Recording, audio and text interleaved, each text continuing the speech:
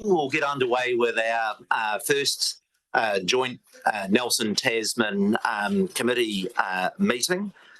We'll begin with a karakia, and I apologise in advance for my limited te reo. Tuia karanga, tuia te raro, tuia te waho, tuia karoto, tuia te tangata, karanga te po, karanga te ao, humi e hui e, tahe ki e. Can I give a very special welcome to Tasman District councillors for their first joint committee of the two councils, particularly congratulate the newly elected councils. I don't think there are two councils in New Zealand that share either as much in common or as close a relationship as Nelson and Tasman. There's barely a day that goes by that myself and Mayor Tim King are not engaging and equally encourage as good a relationship as we can form right across the board, whether it between my colourful Deputy Mayor, Pete Rainey, and your Deputy Mayor, and with all the committees that we are soon to form. There's a very strong commitment both by mayors and chief executives for us to have as good a relationship as possible as we work through not just the issues on today's agenda, but on all of the issues facing our region. Today's meeting is live streamed. For new councillors from Tasman, it's my habit to have just a 5-minute break on the hour, just depending on where the business is. That's partly because I'm old and have a weak bladder, but also just for us to be able to stretch our legs and be able to engage. We like to keep meetings as informal as possible. I, as Mayor and Chair of this meeting, and it interacts between myself and Tim each meeting, will sometimes make mistakes in chairing, and you should also feel free in the heart of good engagement to be as informal as possible to ensure that members are able to fully engage with the business that we have. Don't be shy about engaging, and we like to run a reasonably informal ship. In respect of apologies, I have a formal apology from Mayor Tim King, who's got another commitment this morning, and also from TDC Councillor Celia Butler. I've also received an apology from Nelson City Councillor Campbell Rollo, and one for lateness from Councillor Tim Skinner. I'd like to move from the chair that those apologies be accepted. Is there a seconder? Thank you. Yep. Mike is to second that. All those in favour, please say aye. Aye. Contrary, no. Carried. We come to confirmation of the order of business. There's no intention to change the agenda as set out. Are there any members that have particular interests that relate to any item on the business today? Councillor Nubia? Almost, it's Neubauer. I was a founding member of Nelson Tasman 2050, which is a think tank of built environment professionals, and was involved in submitting and speaking at hearings and building community understanding around the future development strategy, aiming to improve the outcomes. I'm not a member of this group anymore, and I don't consider my past involvement a conflict. I share your view, and Tim, can I thank you, Timo, for your note previously indicating that involvement. I share your view that does not limit you in any way in being able to fully participate in the discussion on the reports that we're dealing on the urban development strategy for the region. But thank you for noting it. It's still better to err on the side of being quite open where people have such interests. There being none further, we come to the item of public forum. I'd like to invite Lewis Solomon and Peter Hay from the group Arena, who have been set aside 10 minutes to present at public forum on issues with respect to Nelson Airport Limited. Welcome, Lewis.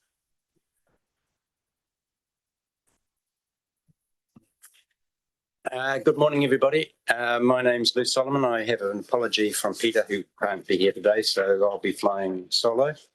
I speak for the Association of Residents for the Environment at Nelson Airport, formerly known as Nelson Airport Noise Action Council Incorporated.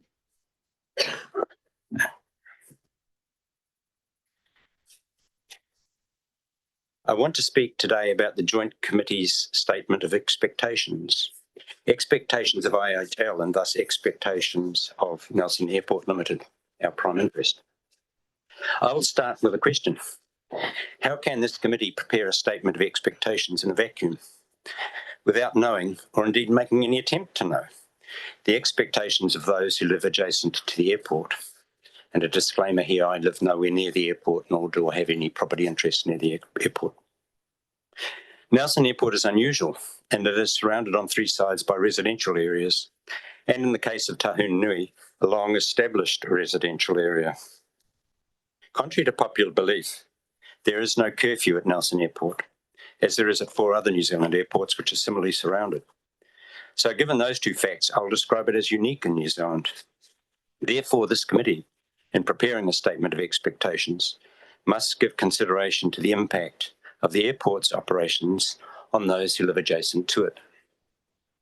It has been said that those who live adjacent to the airport must expect to hear aircraft.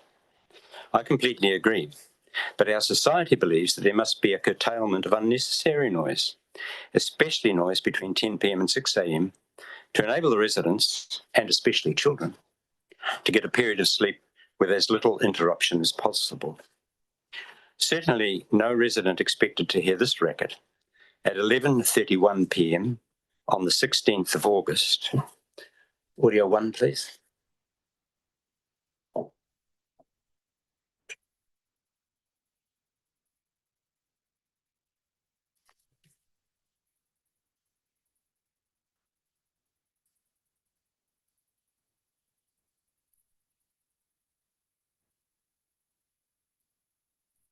So that was the noise of the arrival of a private jet which flew up from Timaru and landed at 11:31. Woke everybody up. I don't want to, oh yeah, okay. So everybody turned over and went back to sleep, only to be woken up 26 minutes later by its departure to Blenheim. Audio 2, please.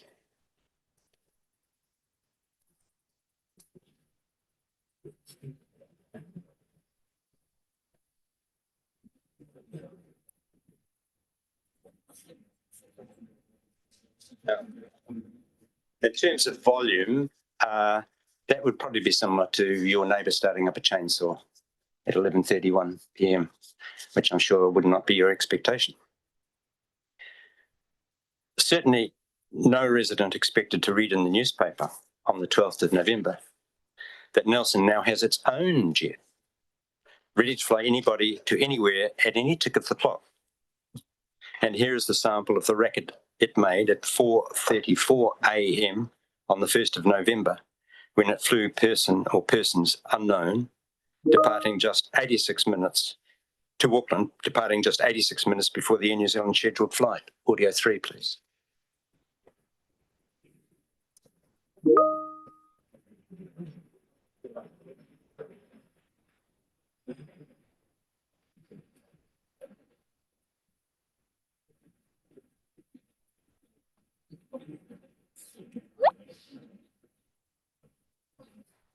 Now, just to clarify, those are actual recordings of the actual aircraft as recorded by Nelson Airport Limited's noise meter located in Point Road.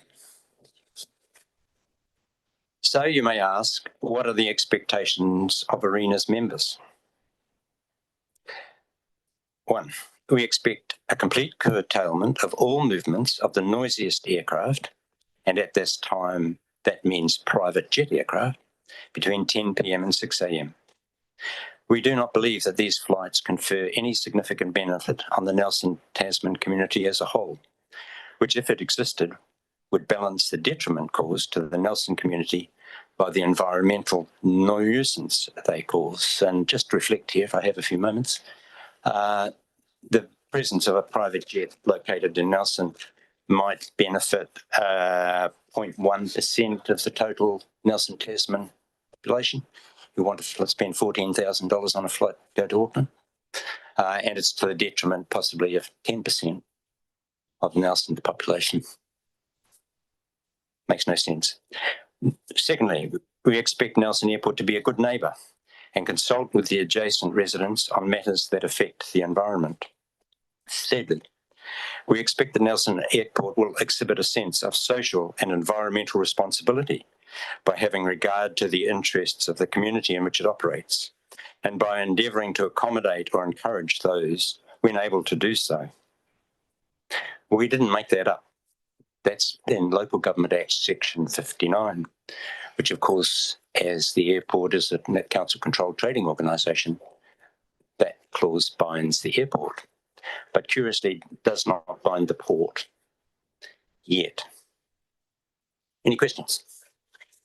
It's not our practice to have many questions in public forum, but if there's any, the principal issues you've raised, Lewis, relate to the Nelson City Council's resource management plan, and ironically today the government is looking to replace that act and ensuring that the airport company complies with the same noise control rules that everybody else has to under the plan.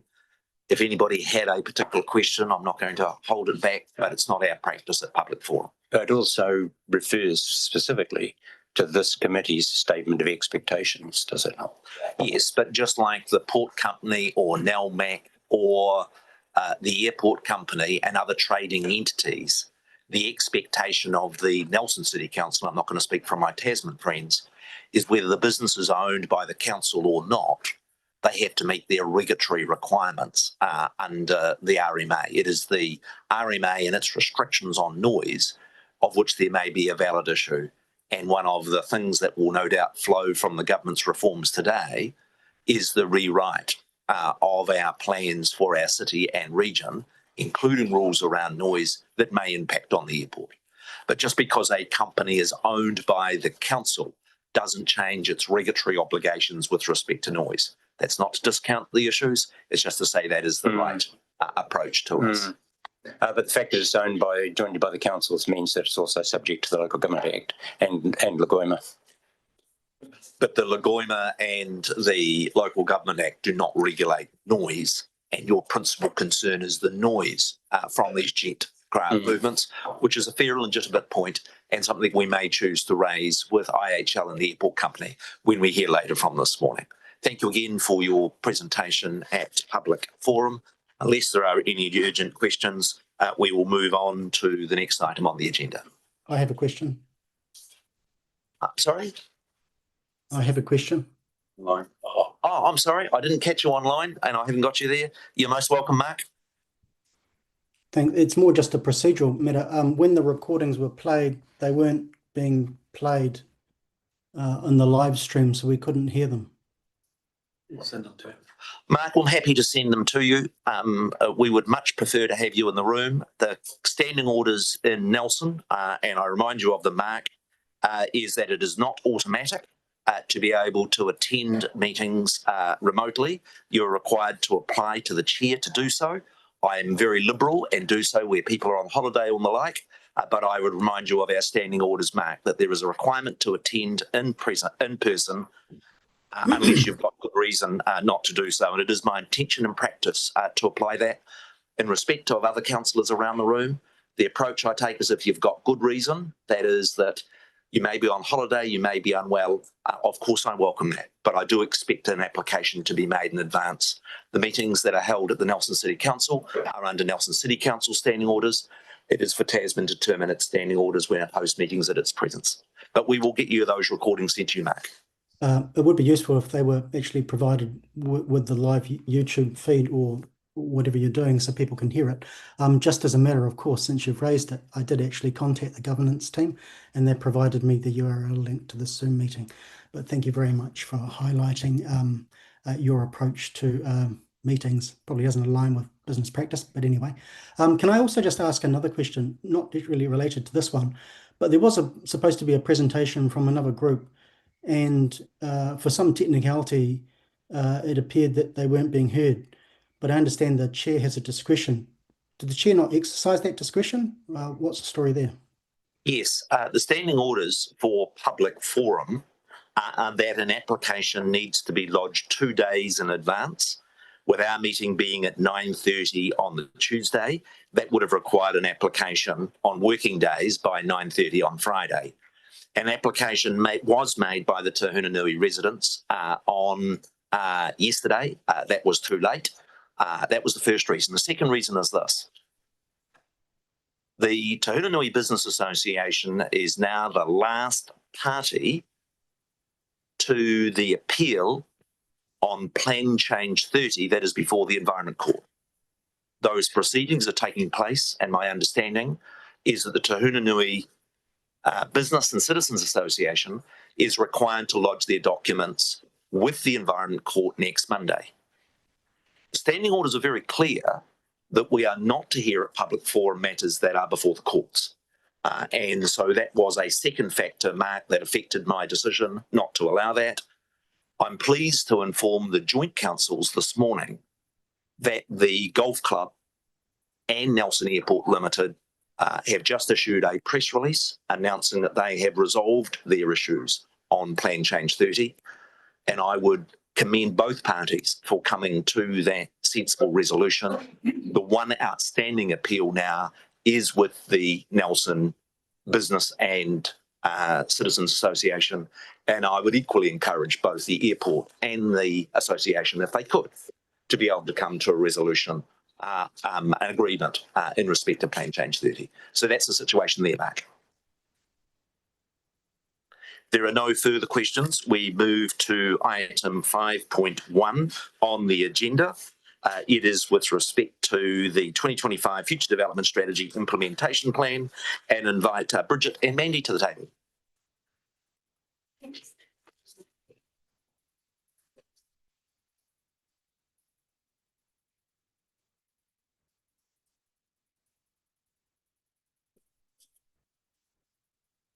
Welcome, a big piece of work. Welcome the report that we've received. We'll ask you to speak to the report. I'll then open up for any elected members that have got any questions on the report, and then we'll consider the resolutions that we adopt, the implementation plan. We're in your good hands, Bridget. Thank you, Mayor Nick. Lorena Koto, ko Jackie Deans toku ingoa. I'm Jackie, the Growth Coordinator from Tasman District Council. I'll be saying a few words on this report after Bridget and Barry have introduced themselves. Kia ora everyone, I'm Bridget. I'm a Senior Analyst Environmental Management in the City Development team here at Nelson City Council. Kia ora koutou, Barry Johnson. I'm the Environmental Policy Manager at Tasman District Council. Okay, so this is the third Future Development Strategy Implementation Plan that we've brought to Council for adoption. We've had two previous ones that were adopted in 2023 and 2024. Basically, the plan is summarising projects and programmes which the councils individually and together and external stakeholders are working on to try and achieve the objectives of the FDS, the Future Development Strategy. So the tables at the front sort of summarise those projects and programmes, and they're forward-looking. So each time we update the plan, as we're required to do under the National Policy Statement, we're looking at the forthcoming projects in the short, medium and long term. Things that have been completed already won't be necessarily referenced. I'll just quickly explain, for the benefit perhaps of some new councillors, how this plan fits into the overall hierarchy of council plans. Page 30 of your agenda, I think it's got a flow chart on it. We're just highlighting there really that the requirement to prepare a future development strategy is from the Resource Management Act and the National Policy Statement on Urban Development. As I've already mentioned, we have a requirement under the National Policy Statement to produce an annual implementation plan as well. The FDS itself must inform any RMA plan changes, and it's strongly recommended to inform council's LTPs and infrastructure strategies. So hopefully that might clarify a little bit more as to how it fits in. Having said all that, as was mentioned at the beginning of the meeting, I think this afternoon we're going to be expecting the new RMA reform legislation, which is going to be changing everything. And we understand there's going to be a requirement to prepare a regional spatial plan instead of the FDS. That's really, we think, going to be like a bigger FDS, if you like, with covering a few more issues and objectives. But it will probably mean that this is the last FDS implementation plan that we bring to you. Do you have anything to add, Bridget? I did. No. So happy to take any questions, Mayor. Thank you. Just a quick question from myself at the starting point is understanding the government's new RMA reform. This report is with respect to the Urban Development National Policy Statement. Have you had any signals from Ministry for the Environment or other government officials as to their planned phasing in of these future reports? That is the National Policy Statement urban development under which this implementation plan drafted likely to survive the reform, i.e. do we still expect, say in 12 months when the Act is in place, that we'll still have a National Policy Statement on urban development? Yeah, through the chair. In June earlier this year, the government consulted on changes to the Urban Development National Policy Statement. So we anticipate that will form part of a larger national policy direction. So the indication is the planning bill will have one set of national direction, the environment bill will have another set of national direction. But from what we anticipate, the settings within the current policy statement are likely to be very similar and the approach is likely to be similar. So the devil will be in the detail, but that's about as much as we know at the moment. And just a quick follow-up on that, under the new acts that the government is proposing, where you're going to have a Planning Act and you're going to have a Natural and Built Environment Act, do you see the Planning Act and the new Nelson Tasman Spatial Plan incorporating all the material that's covered in this report, or do you see parts of this report slipping into the Built and Natural Environment Plan? I think the FDS will probably remain as kind of a transitional mechanism until we get a regional spatial plan, which from what we understand will basically expand on the FDS. So we'll end up with, in my words, an FDS on steroids, something that's much larger and much more encompassing, because at the moment it only looks at the urban area.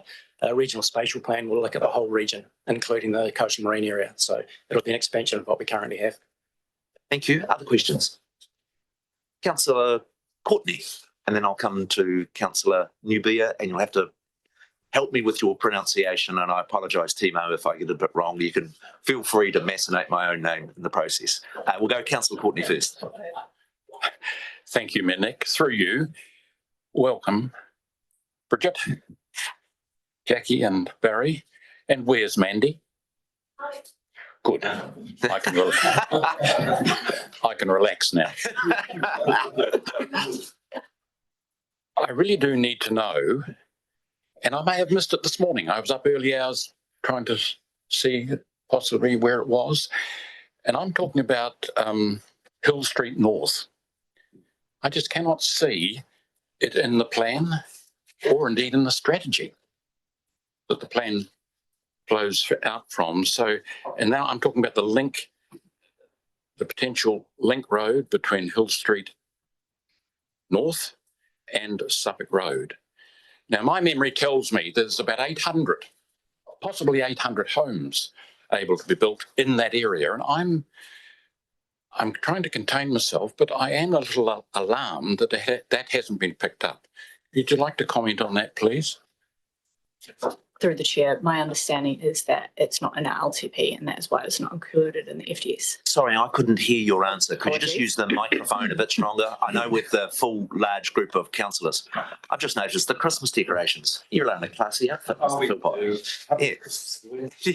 Bridget, can you just repeat the answer so that all could hear? Through the chair, my understanding is that it was not in our long-term plan and therefore it was not included in the strategy. Thank you for that. What about Tasman's?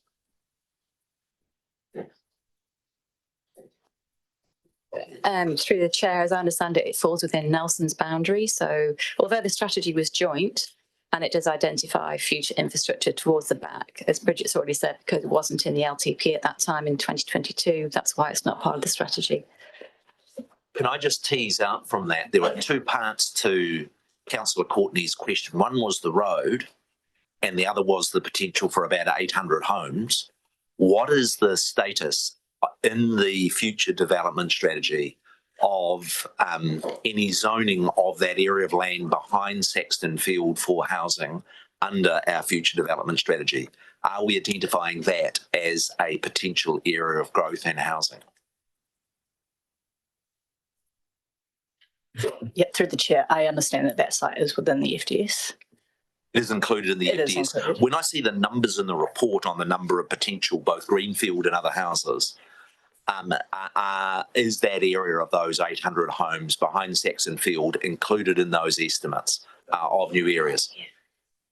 Yes, through the chair, yes, it is. It's encouraging. And I may add that this is an important subject, Councillor Courtney, and I've already been discussing with my team, and we intend to have a workshop on the issue in the new year to talk about not only the development but the potential for the new road, etc., and think about how we think about bringing that into the long-term plan next for 2027, and any initial work we need to do through the annual plan to think about that important perspective. So if I can just follow up to that, so there'll be rezoning considerations and that type of thing. Let's wait for this afternoon, because actually some of the RMA reforms may well indeed help with that. There'll be some certain, the government will be laying down certain aspects that will may or may not allow for this. So once we've read that, we'll know further. Thank you. Thanks for the Chief Executive and Councillor Courtney for that question. I'm going to take questions from Councillor Newbuyer and then I'm going to move to Councillor Stella. Oi Bauer. Think of Neudorf and then add Bauer. Thank you. So I've got a whole number of questions. So some of those are probably easy yes/no answers. I understand that the FDS aims to consolidate development in our region. Can you confirm that the intended ratio of intensification versus greenfield was roughly 50-50? Is that about right? So through the Mayor, roughly 50-50 overall, 47% intensification, 53 greenfield, but different splits for Nelson and Tasman individually. So Nelson was around about 78% intensification, 22% greenfield, and Tasman was 56 intensification, 44 greenfield. Fantastic, thank you. And is this a target, a prediction, or simply capacity modelling? So these percentages weren't predetermined. What we did was we went through about 7 different spatial scenarios to have a spatial pattern of growth. And then we had a multi-criteria analysis to select individual sites that perform best against those criteria. And those percentages that I've just given you were what evolved from that process. So it's a spatial planning exercise. And when we've assessed all potential sites, that's where the council's landed in terms of the splits. Okay, so it's kind of more in the potential capacity modelling, if I understand it correctly. Could you outline why consolidation is such a core aim of the future development strategy? Specifically, is it because infrastructure is more affordable in the long term, because it delivers more balanced housing mix, including more affordable housing, because it protects our natural and productive land from development, supports lower greenhouse gas emissions, and maybe because it's intended to help slow the growth in vehicle traffic? Is that about right? So through the Mayor, as I mentioned before, we had about 7 different spatial scenarios that we looked at to accommodate the growth across both regions. These were intensification only, a coastal Tasman option, which was essentially a new town in the Tasman village area, a focus on State Highway 6, various hybrid options, and then we refined the State Highway 6 consolidation option towards the end. When we're talking about consolidation, that's really about consolidating expansion along State Highway 6, along the spine of State Highway 6. So again, it's a spatial growth sort of pattern that we're referring to, as opposed to, say, the option that was also consulted on, which was essentially a new town near Tasman. Okay, so how are we tracking against those aims? I understand that the report mentions that 13 intensification sites have been developed and 25 greenfield sites. I suspect the roughly 50-50 mix is more about dwelling numbers rather than site numbers. So this doesn't tell me an awful lot about how we're tracking on that mix, but just going by the number of sites, that kind of looks a bit more like a 33 to 67% split, with 67% being greenfield. Well, that suggests to me that we're not achieving the shift towards consolidation that the FDS anticipated. Is that correct? So through the Mayor, the next item on the agenda, actually the National Policy Statement Monitoring Report, is giving updates on some of those figures. What those figures relate to is existing zone land. The FDS is still in its early implementation phase. So although Tasman is currently proposing quite a large number of sites for zoning and has zoned a smaller number of sites, and those haven't had building consents issued on those yet. So the sort of breakdowns that you're seeing relate to existing zone land, in like sort of legacy kind of land in the past. So what we'd hope is through the plan changes that we're working on, which have got new rules and new requirements, we will see a shift towards smaller dwellings essentially. Can I just clarify, and a supplementary to the councillor's question?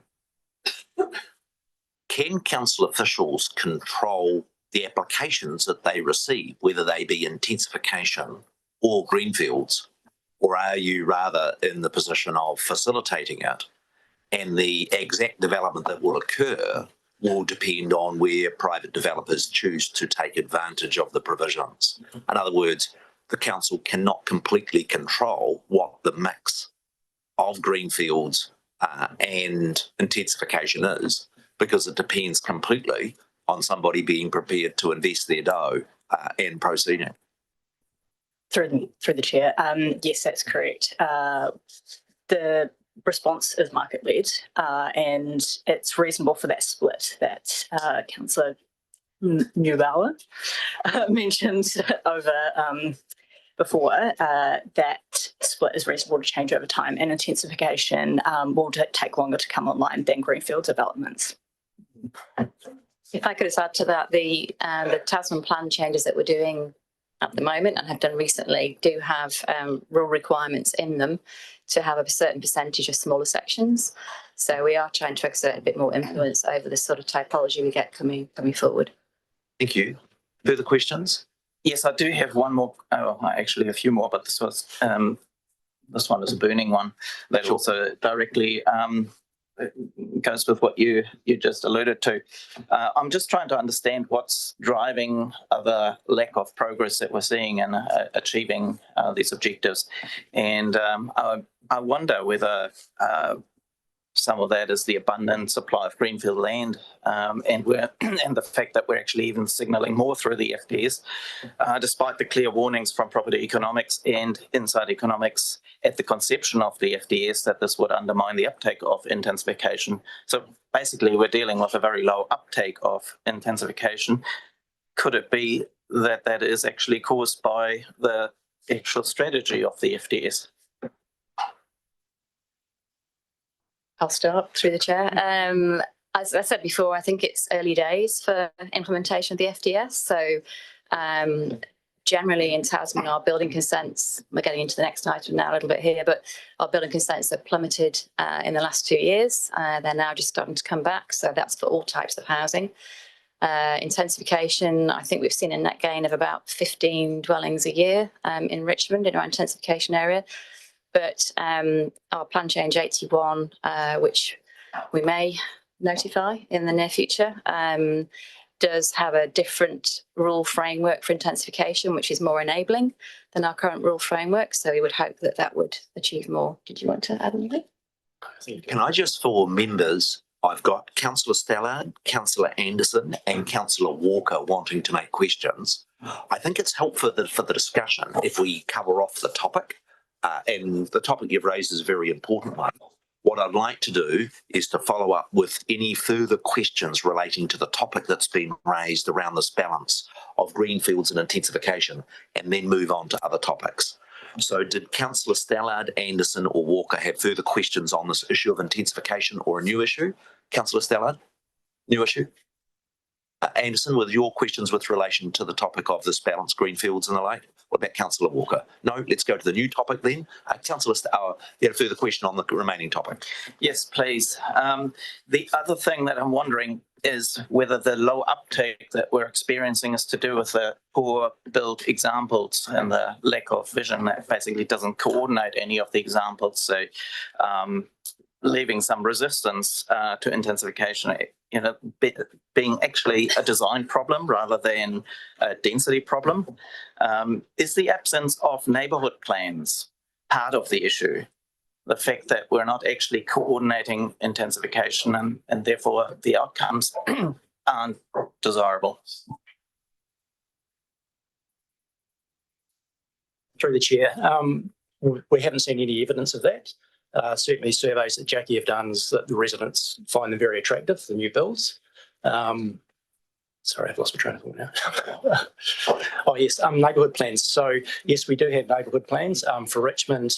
Before we developed Plan Change 81, we did a process of Richmond on the Rise, which is essentially a neighbourhood plan, and consulted widely with the community on the outcomes that community wanted for intensification in Richmond.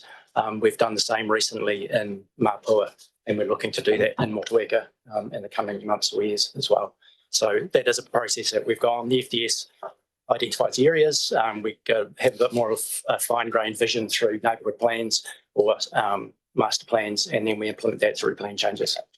One of the interesting questions today in the government's RMA reforms is what provisions they might make for neighbourhood plans, and we should keep an eye on that. Councillor, was that the end of your questions? So I can now move to Councillor Stallard. Thanks, Mayor Nick. Just two quick questions. Is there any indication at this stage as to the degree to which we can roll over the work we've done in the FDS into the upcoming spatial plans we're meant to make? And I understand we're about to get the details, or might it involve a completely new body of work and consultation and so on?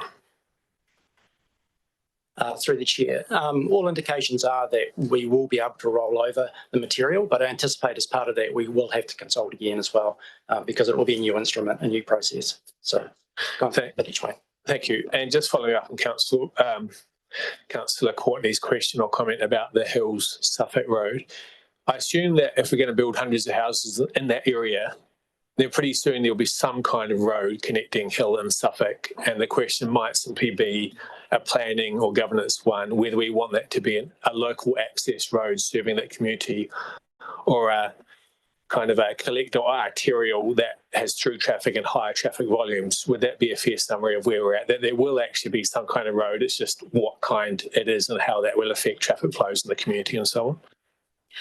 Through the chair, that will be reconsidered during the regional spatial plan as well, in consultation with transport, obviously. Okay, but I guess to cut the core of it, if we are building hundreds of homes, there will be some kind of connection, or would they build hundreds of homes there and not have any kind of connection right through, or would they only have entry from the Richmond side, for example? Through the chair, I'm not a transport planner, but I would anticipate that if there were going to be a new development within that area, they would need to accommodate transport planning as well. So through the chair, if I can just butt in there, sorry, that is what staff have been advising. A potential private plan change for that area is to have that connecting through road. So that is definitely something council is wanting. Right, and then does the question remain, what is the purpose of the road, whether it's local access versus arterial, or are there opinions about that already? So yeah, there's going to be a road that's needed just to serve the additional subdivision, but the council will also take a wider view and as to how that also might serve our region and provide alternative an alternative through route. Okay, the next questions I have are from Councillor Anderson. Thank you, through the Mayor. A couple of questions. Just wondering about, so you got the FTS and you changed the regional spatial plan and there's a team doing all the earlier stuff. I'm just wondering, Are you guys going to require any extra resourcing, or what's that going to look like? Is that more work, or do you feel it's just going to naturally roll on? Through the chair, I anticipate it will require more resourcing. The government's indicated very tight timeframes to develop these plans, so that'll definitely be an LTP discussion I anticipate with both councils. A quick sum. You said the government's indicated a tight timetable.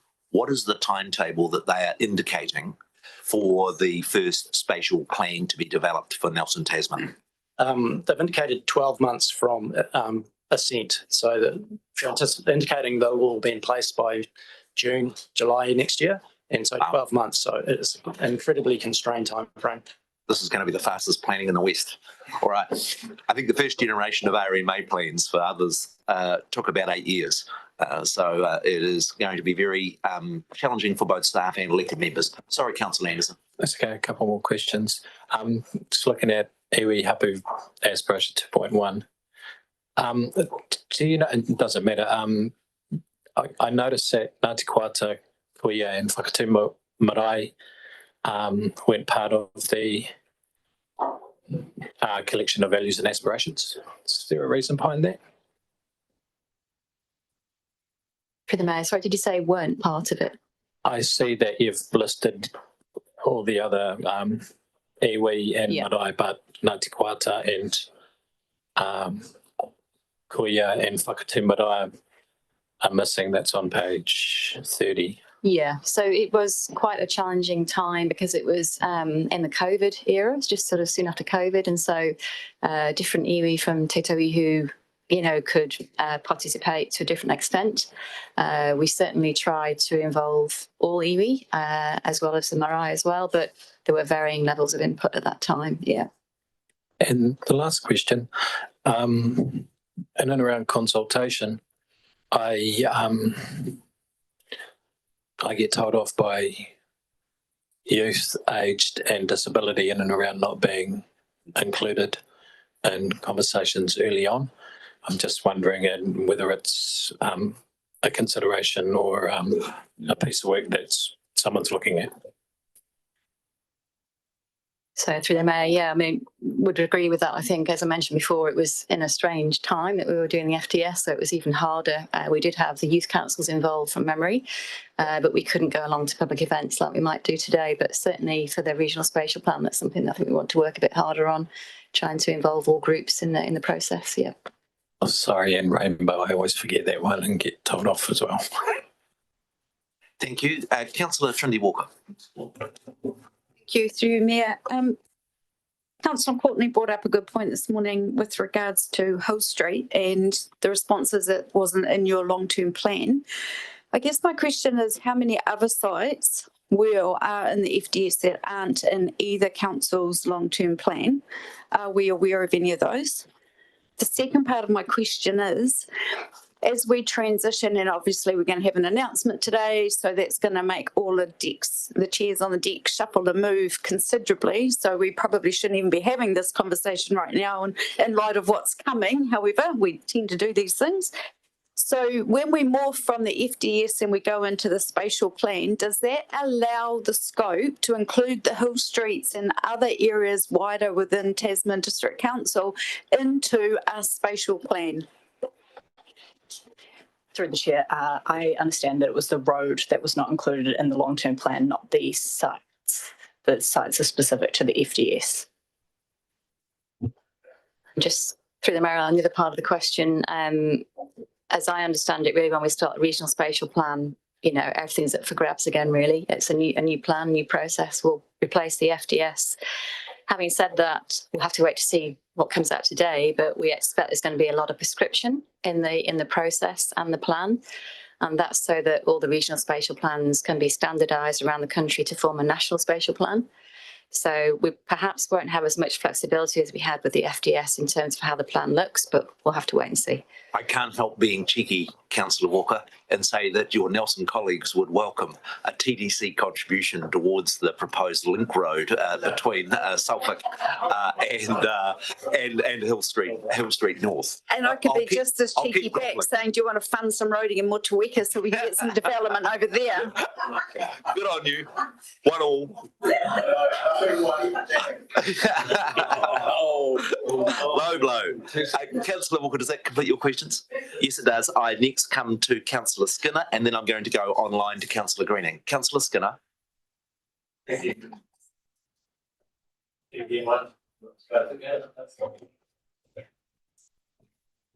Green to go, red to stop now. It's all good. Hey, just clarification and just on wording on page 89 on 74, paragraph 74 about Nelson Regional Sewage Business Unit and Nelson Tasman Regional Landfill Business Unit. And I realise we're adopting this. I'm just conscious of the wording there. I'm the Deputy Chair of the Sewage Business Unit, and we've got the Chair here also, Kit Mailing. In the first bit, it says NRSBU is still consulting the councils and iwi on its 50-year master plan. That's correct. And it says a new wastewater treatment plant is required to replace Bell Island in the long term to take into account sea level rise, other effects of climate change and cultural guidelines. I'll just challenge that wording. We've got a new wastewater treatment plant is. If we're signing this off, it's basically stating we do need it. From this sewage business unit, that is something that we're still in discussions about and potential of. And my understanding is that in regards to, for example, sea level rise, we have future-proofed that. So we don't know what may go beyond the potential modelling, but we have future-proofed that with bunding, etc. And as well as other climate change, I'm not sure that's in regards to, and in regards to cultural guidelines, that is still something that's in discussion. But the word is, if we're signing it off, we're really saying we are doing this, and these are the reasons, and that's not correct. That's a good question. Any response from officers?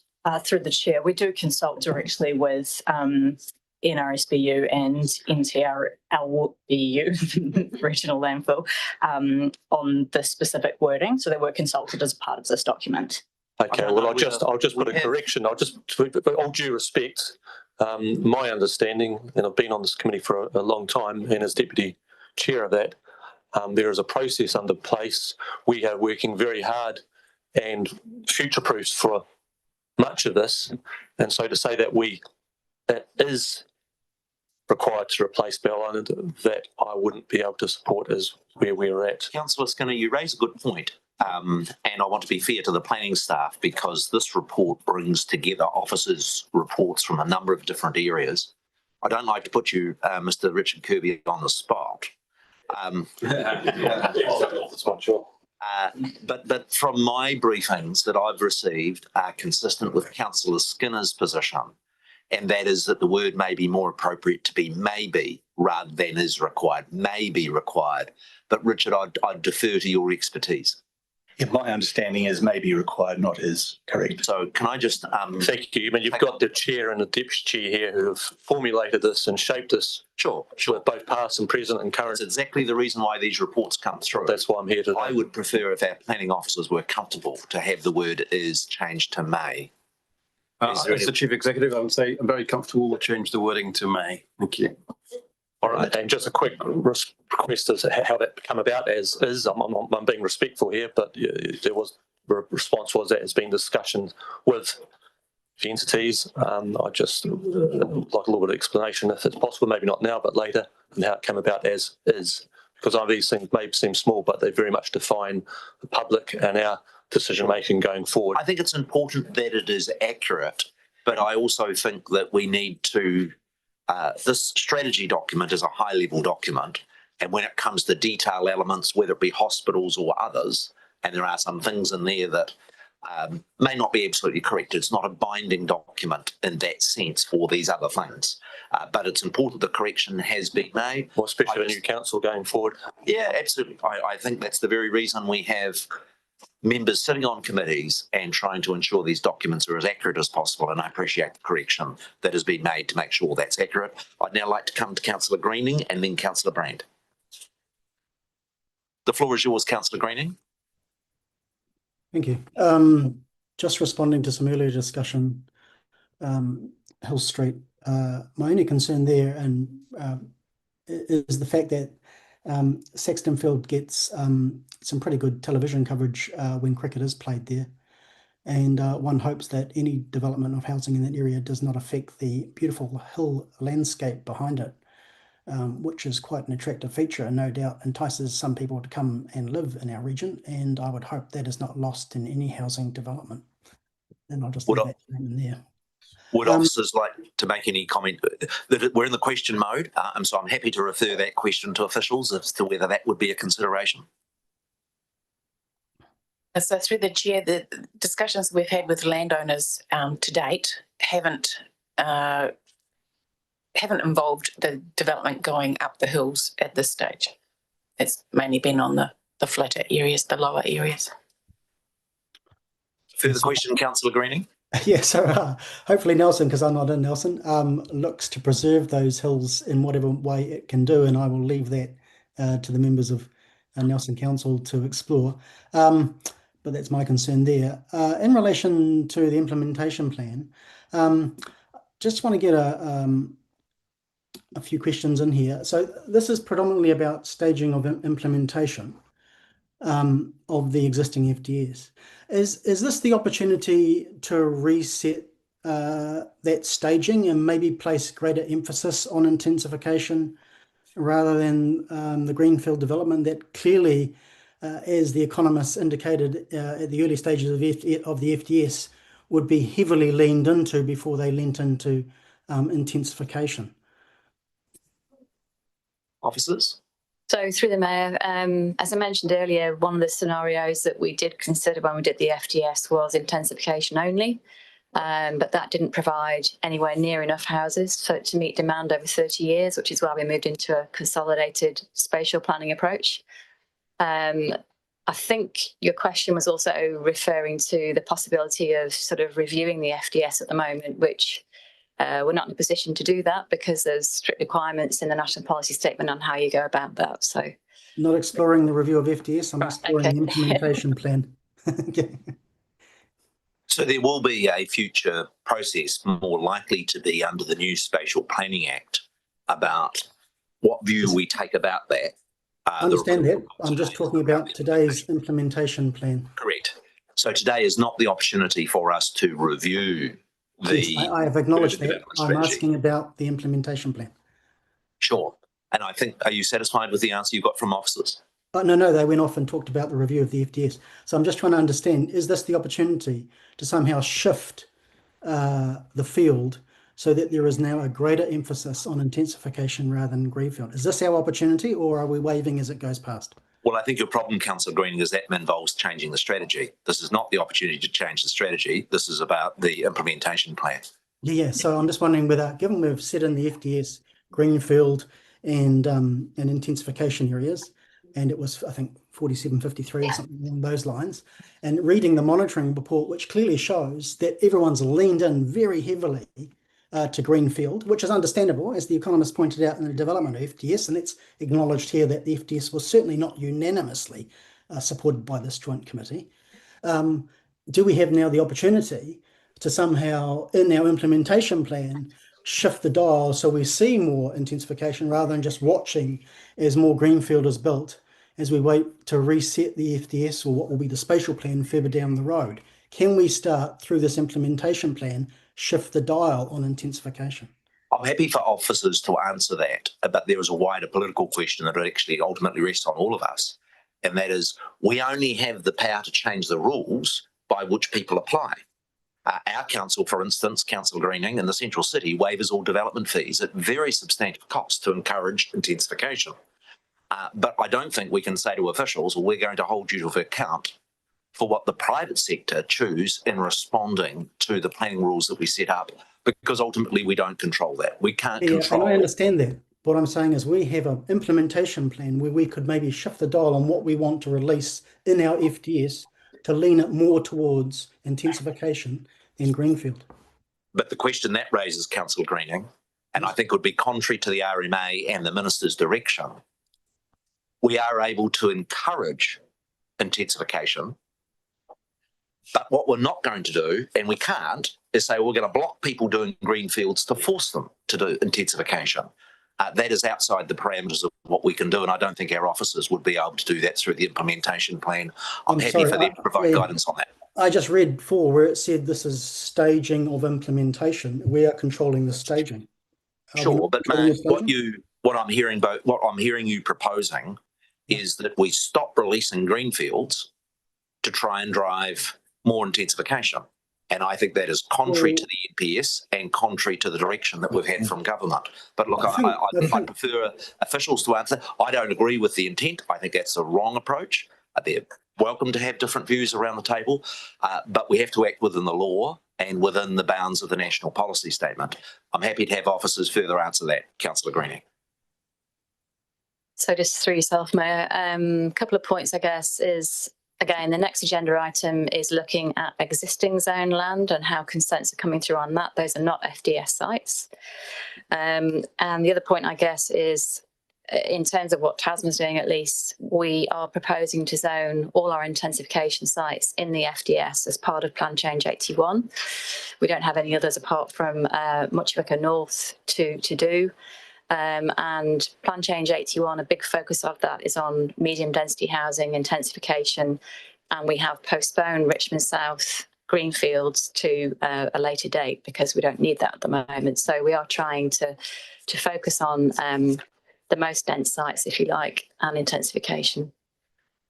Thank you. I'll go to Councillor. Did you have a further question, Councillor Greening?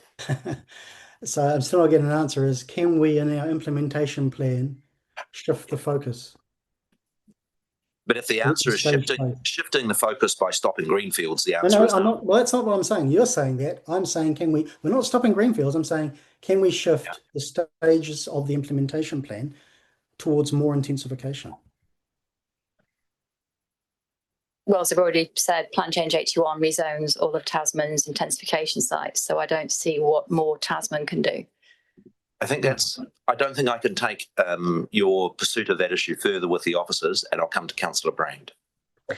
Thank you. Through the Mayor, just clarifications on a couple of comments you made before about timeframes, about the spatial plan. You said June, July 2026.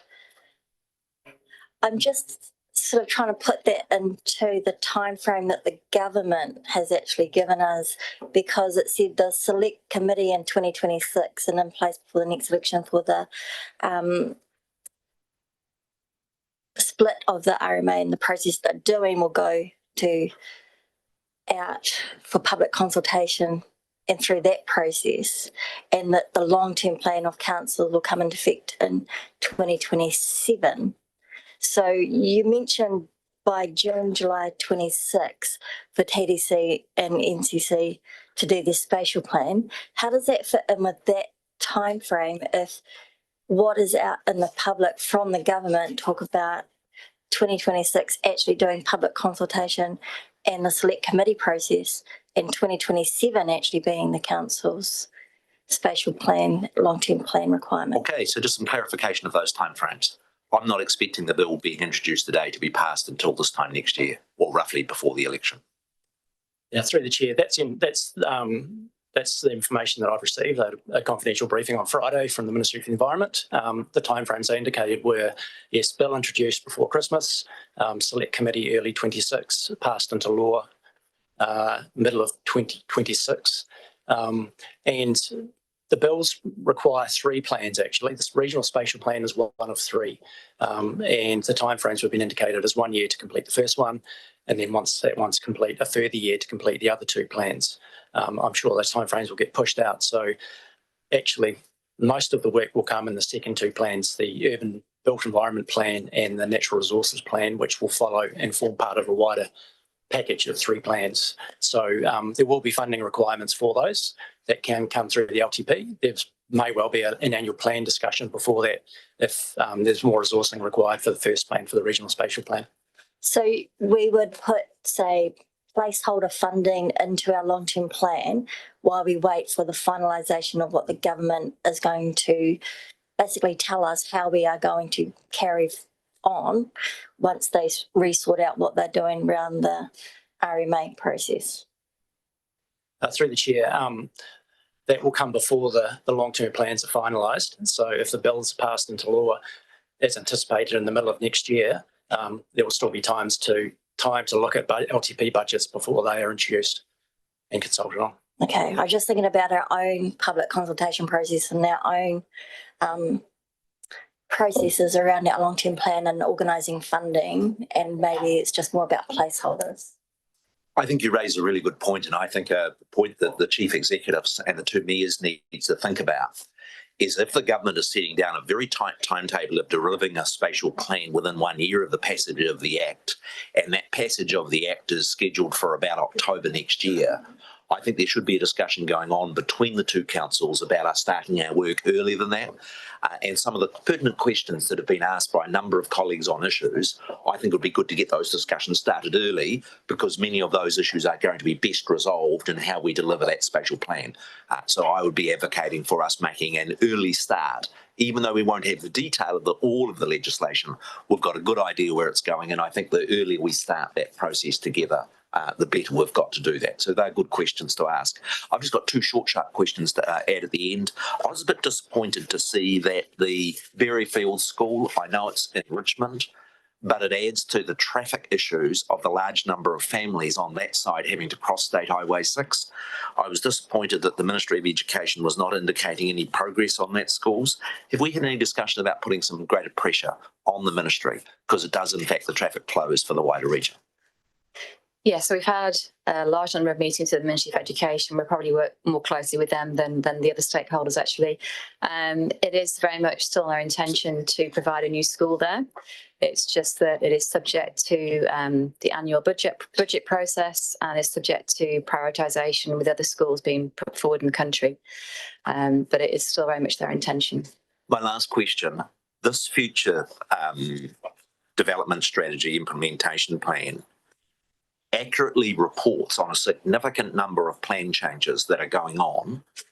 The government has issued an order to say no more plan changes, on hold. Are there any of our plan changes in either Nelson or Tasman that are being held up by the freeze on new plan changes that would deliver additional housing supply? And if so, have we considered taking any exemptions, or are they sufficiently advanced that they are unaffected by the Minister's directive? Through the chair, yes, we have been caught. Tasman, unfortunately, we have two significant plan changes: a freshwater plan change and the PC81 urban growth plan change. In terms of PC81, we have applied to the Minister for an exemption. We've also applied to use the streamlined planning process, which would be quicker. So we've gone down both avenues. Indications are that well, certainly the Ministry is supportive, and we hope to get a decision in the next couple of weeks whether we can go down the streamline. We have Minister Bishop in Nelson on Thursday, and we'll put some pressure to see if we can be of some support in getting that 81 plan change process approved by him. If there are no further questions, one last question. Yeah, look, I mean, this basically comes back to this question about what can we do about improving our performance and getting meeting these objectives of the future development strategy. And it's kind of about the purpose of the implementation plan. I understand it's probably more about monitoring rather than strategy or shaping new development outcomes, but maybe there is just a general misunderstanding, and maybe there are some carrots that we can still dangle to get people more interested in intensification. So maybe that's not only the lever of restricting land supply, maybe there's also a lever to actually make it more attractive to get more intensification going. And I feel like there might be a bit of a misunderstanding here about what a neighbourhood plan is and what a neighbourhood plan should be and what it should look like. And I get to that from a statement in the report that reads that urban design outcomes for medium density housing are incorporated in Tasman's Plan Change 81. Now, what I understand is that Plan Change 81 includes an incentive matrix, but what it doesn't provide is coordination of urban form. It doesn't provide proactive design. It doesn't provide a neighborhood vision that residents can actually understand, and therefore residents, can be excused for not being able to anticipate a coherent urban environment out of that. I just want to reinforce the standing orders, and that is an opportunity of questions. They're all quite appropriate comments, but we're in the question part of our officials. So can you crystallise that into our question for our officers, please? Well, my question to the officers is, are we missing a trick here? Should we be incorporating more design in our neighbourhood planning to incentivise more uptake of of intensification? Through the chair, you could always do more.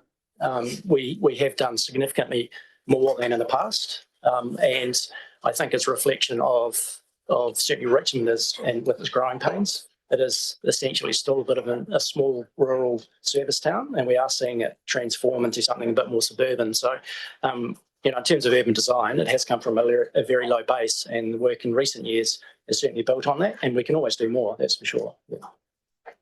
Thank you. I'm going to move the resolution, and that is that we adopt the implementation plan.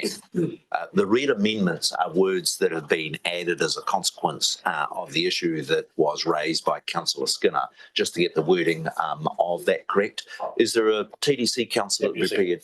Thank you, Deputy Mayor Maru, for seconding that. All those in favour, please say aye. Aye. To the contrary, say no. No. That is carried. We will take a 5-minute break. When we return, we will be working on the report. Look, I want to be as open as possible with the chairing, but equally, we're going to have to make a little bit faster pace if we're going to get through the agenda on the next item. The committee is adjourned for 5 minutes.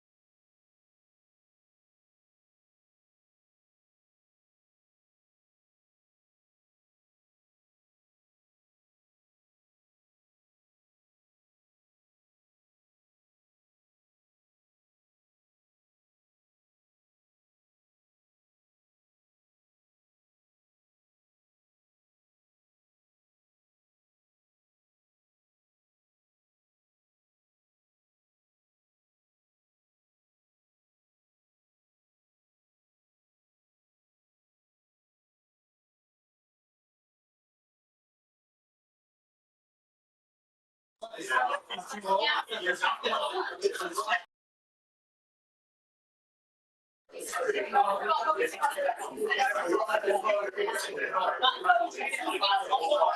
are we, good sir? I think Tim's joining us a bit later, isn't he? Is Tim joining us a bit later? I'm not sure. He's in criteria reserve, recreation reserve. Ah, yeah. Well, he's got got to get through the meeting. Two, he's got to drive over here.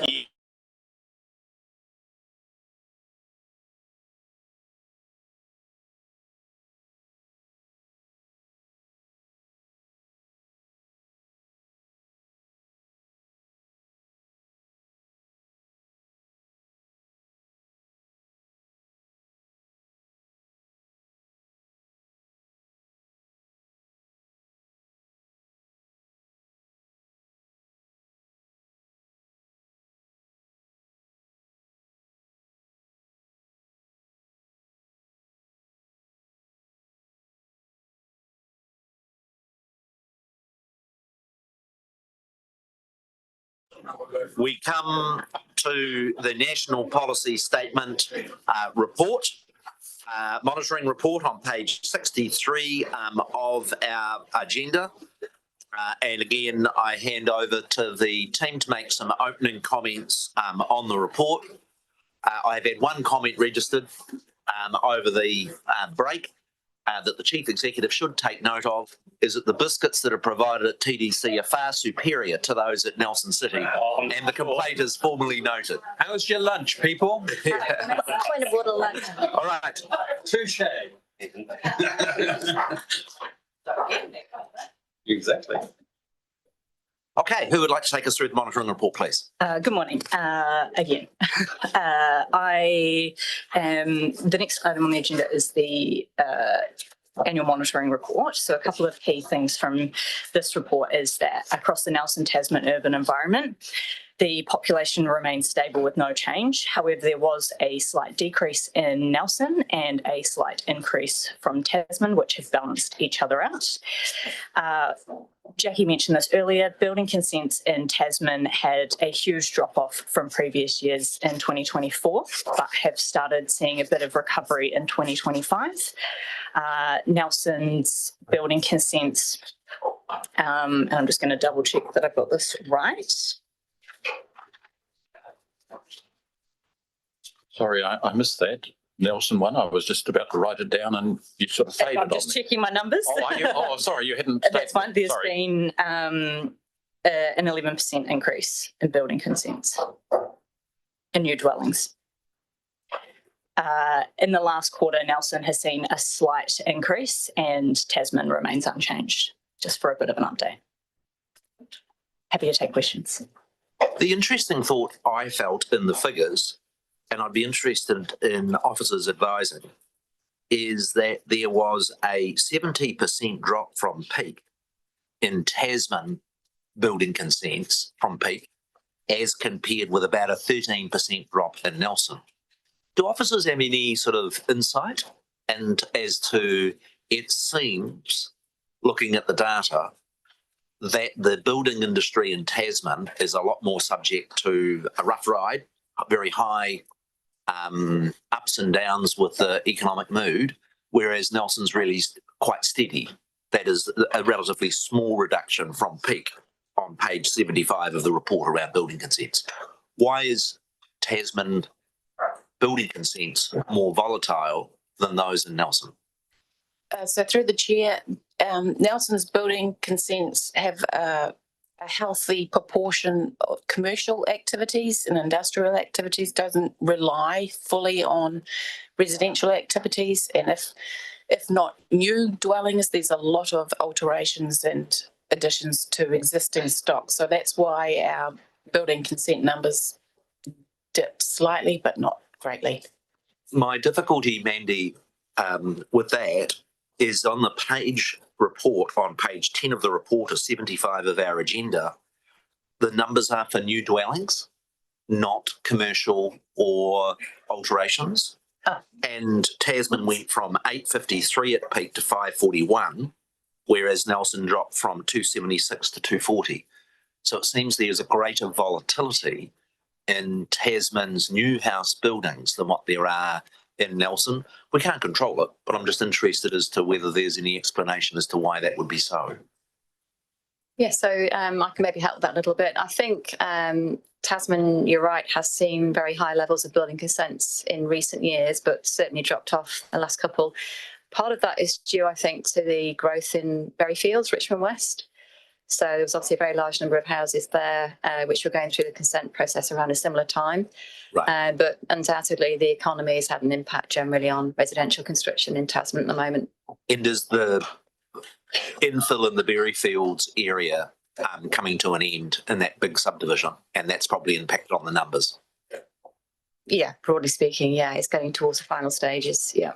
Okay, that's a good explanation. I understand. We expect ours to boom as we get the new Maitahi development, and hopefully we might even race ahead of Tasman. That'd make the day. Councillor Newburgh. Neubauer. We'll get there. I'll get there. No worries. I promise that I'll get it right by the end of the term.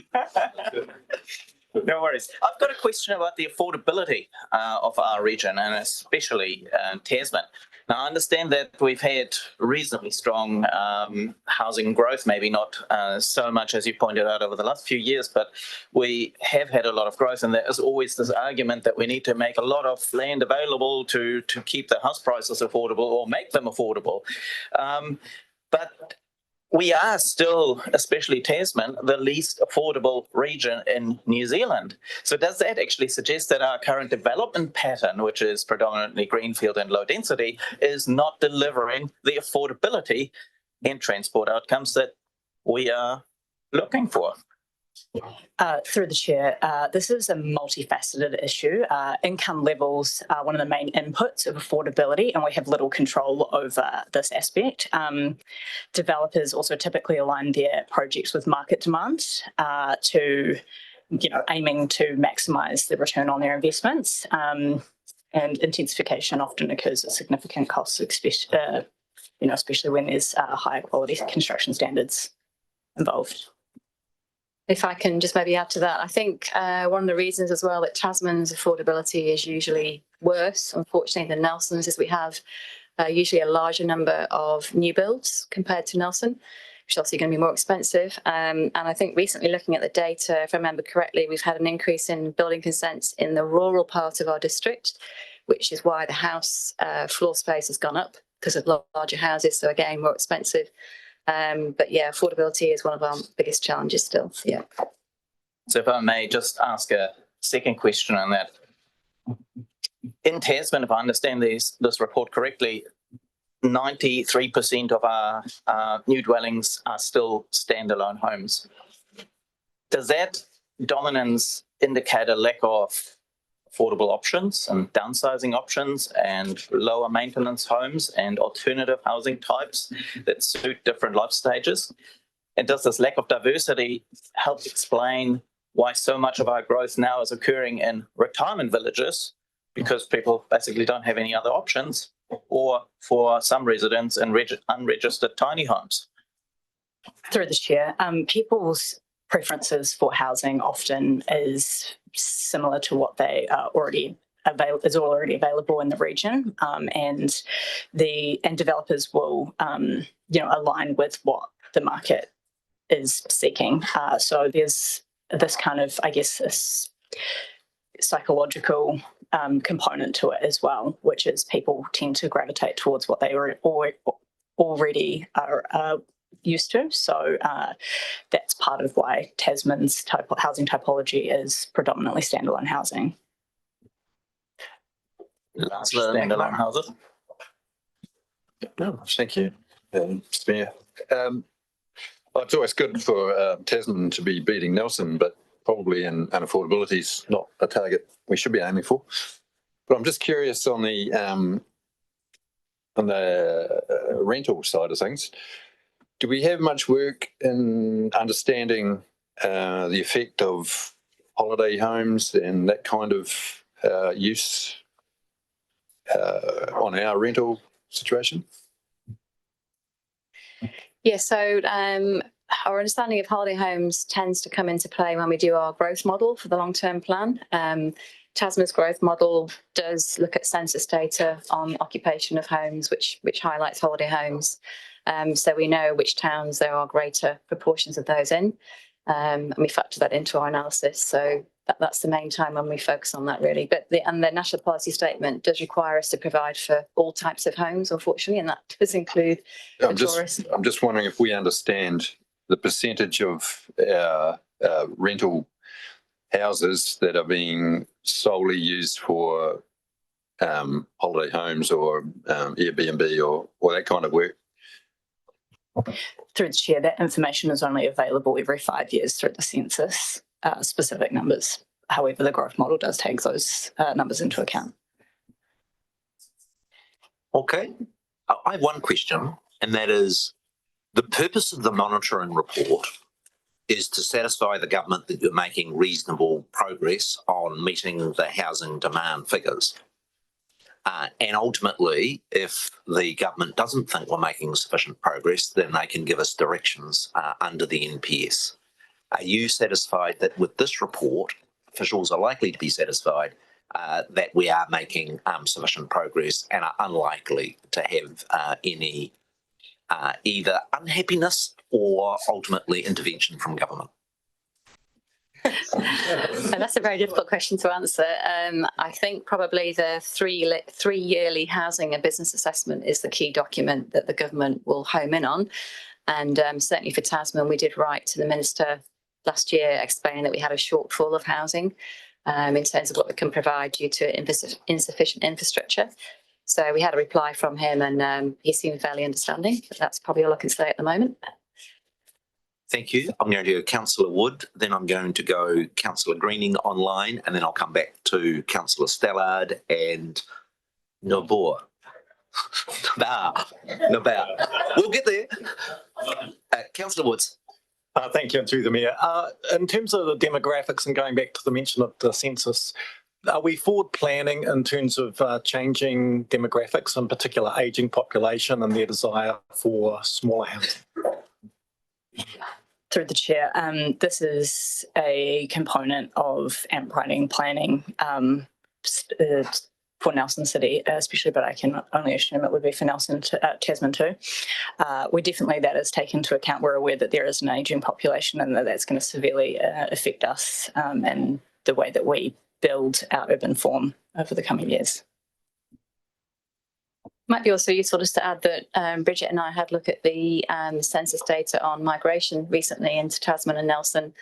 And for Tasman, I think sometimes there's a perception that it's only older people who are coming to the district, but actually it was only around about 15% of people that were coming into Tasman who were over 65. So we are seeing migration from within New Zealand of younger age groups as well now. Councillor Greening, floor is yours. Thank you. Just an observation in one of the reports. I just wanted to get clarity around it. Sorry, I didn't get it to you earlier, Jackie. I had a few other questions. Just in the report, it refers, and this is page 2, reference to retirement villages. Tasman, it says 5% are retirement villages, whereas in Nelson it says 20% are retirement village units. So is that an intended difference? Are you just looking at the village as a whole, or are you looking at units? Or is it supposed to read retirement village units? Through the chair, sorry, can I clarify, is this under dwellings by type that you are referring to? Yeah, so reference to retirement villages on page 2, second bullet point under Tasman, 8% increase in new dwellings, of which 93 are dwellings standalone, 5% are retirement villages. So is that growth in retirement villages or growth in retirement village units? Through the chair, that is based on building consent data, which shows the growth from the previous year. So is units. That should be units? Yes. Fantastic. Okay, that makes more sense. Okay, can I just a quick clarification on Councillor Greening's question. You know, when we look at the new building consent data and it gives the number of units, the number of new residential homes, is each unit within a retirement village counted individually, or do they apply for a building consent for 20 units? do the numbers that refer to the number of new dwellings include each individual unit within a retirement village? Is effectively the question I wanted to get clarification on Councillor Greening's question. Through the chair, yes, it does take into account every individual unit. Thank you. The floor is yours further, Councillor Greening. Yeah, just some observations really, and some of the statements that were made. My observation is, and when we look at the demographic data of Tasman, the natural growth is quite low, and I think we have imported a lot of growth, which has probably been because we've opened up a lot of land. And just me walking around Tasman and chatting to people, quite quickly, there are a number of people who have moved from predominantly Tauranga because it's getting too expensive. And we're effectively helping out Tauranga by shifting their housing problem down to Tasman and Nelson, I suspect, creating a problem there. Often it's high value homes, which reflects the fact that, yes, we're getting high value homes that are being built here because they're high value people who are coming down from Tauranga, often retiring, not necessarily in retirement villages. But we're also seeing, I think, and Berryfields is starting to slow down a little bit. We're starting to see the impact of Christchurch picking up. And we had a lot of people coming into our region from Christchurch post-earthquakes, and they are now leaving. And interestingly, people who would have maybe come to Nelson and Tasman are now going down to Christchurch because it's actually cheaper, and the intensification that they are doing down there is actually picking up a lot of growth. So they're seeing a little bit of a lift in their property values down in Christchurch while we're experiencing a little bit of a decline, and that's reflecting, I think, where the market is shifting. So I think we need to be factoring in our demographics into some of our planning a little bit more strongly. I think we may be overpitching our growth at the moment, which then has an impact on us having to plan for infrastructure, which then impacts on rates. So one hopes one keeps that in mind as one is planning. Hence, I think the focus. Happy for officers to comment on it. Anybody who's forecasting into the future has challenges. I'm actually, the feedback I'm getting from the private sector is that the economy is markedly turning around. And if I was to forecast for 26, I think both Nelson and Tasman will see more activity next year. We'll watch with interest on that one, Nick. You sure? I'm interested in officials. It's a fair point. And the only thing is we can all make our predictions. None of us know for sure. I'd be interested in officials' views. Every time we come around this exercise of long-term plans and a future development strategy, there's an argument about population projections. And there isn't a right and a wrong. People have different perspectives, and that's fine. I just think we should be maybe looking down at Christchurch and seeing what their growth projections are, because that's probably an indication of where it's all heading, i.e. further down south. Any observation from officials that you would like to make around those relative numbers and what your forecasts are into the future? The only helpful thing I can probably add at this stage is Tasman has just procured some new population projections for the next LTP. They haven't been released publicly yet. And Stats NZ released their own projections as well for each territorial authority just recently. We'll be taking those into account as we work through the growth model for the next LTP. And as I mentioned before, the migration data showed for Tasman that in this order, the people are coming into Tasman from Nelson, Auckland, Christchurch, Marlborough, Wellington and Queenstown. Those are the main destinations people are coming from to Tasman to live. We should welcome them. It's a wonderful place to live. And we're going to win the Sunshine Hours contest as well. Aaron, Councillor Stallard's question. Thanks, Nick. Just following up on that, the population data. And Nelson, if I read the graph correctly in the report, has been pretty stagnant for the past 4 or 5 years. And over the past 12 months, Nelson Tasman overall has been stagnant. Is this a bit of a departure from the most recent projections we've had? And if so, do we know reasons and what are the implications? I guess you've just said there are new projections coming out that we'll consider for LTP. But just if there is a bit of a sort of stagnant or less growth than forecast, what the implications might be. And because these are feeding, the projections are feeding into our planning documents and strategies, of course. So just through the mayor, I guess the thing is that the sort of planning that we work on is a 30-year time frame. So we will get ups and downs in population growth or stagnant periods. but it's the long term that we have to think about when we're planning for meeting housing demand. So the projections for Tasman that we've just got aren't very different to the previous ones that we had. Things are slowing down a little bit in population growth. I'm not so sure about Nelson, but yeah. A quick supplementary, under the FDS National Policy Statement, what is the time frame over which we are required to report against? It's an important question in the sense that we've had a population lull over the last couple of years. Does the NPS specify the period of which we should be doing our population planning on? Through the chair, yes, that is 30-year time frame. 30 years. Councillor Stella, that a further question? Councillor Noah Boyer. No Boa. We'll get that. I think I'm improving.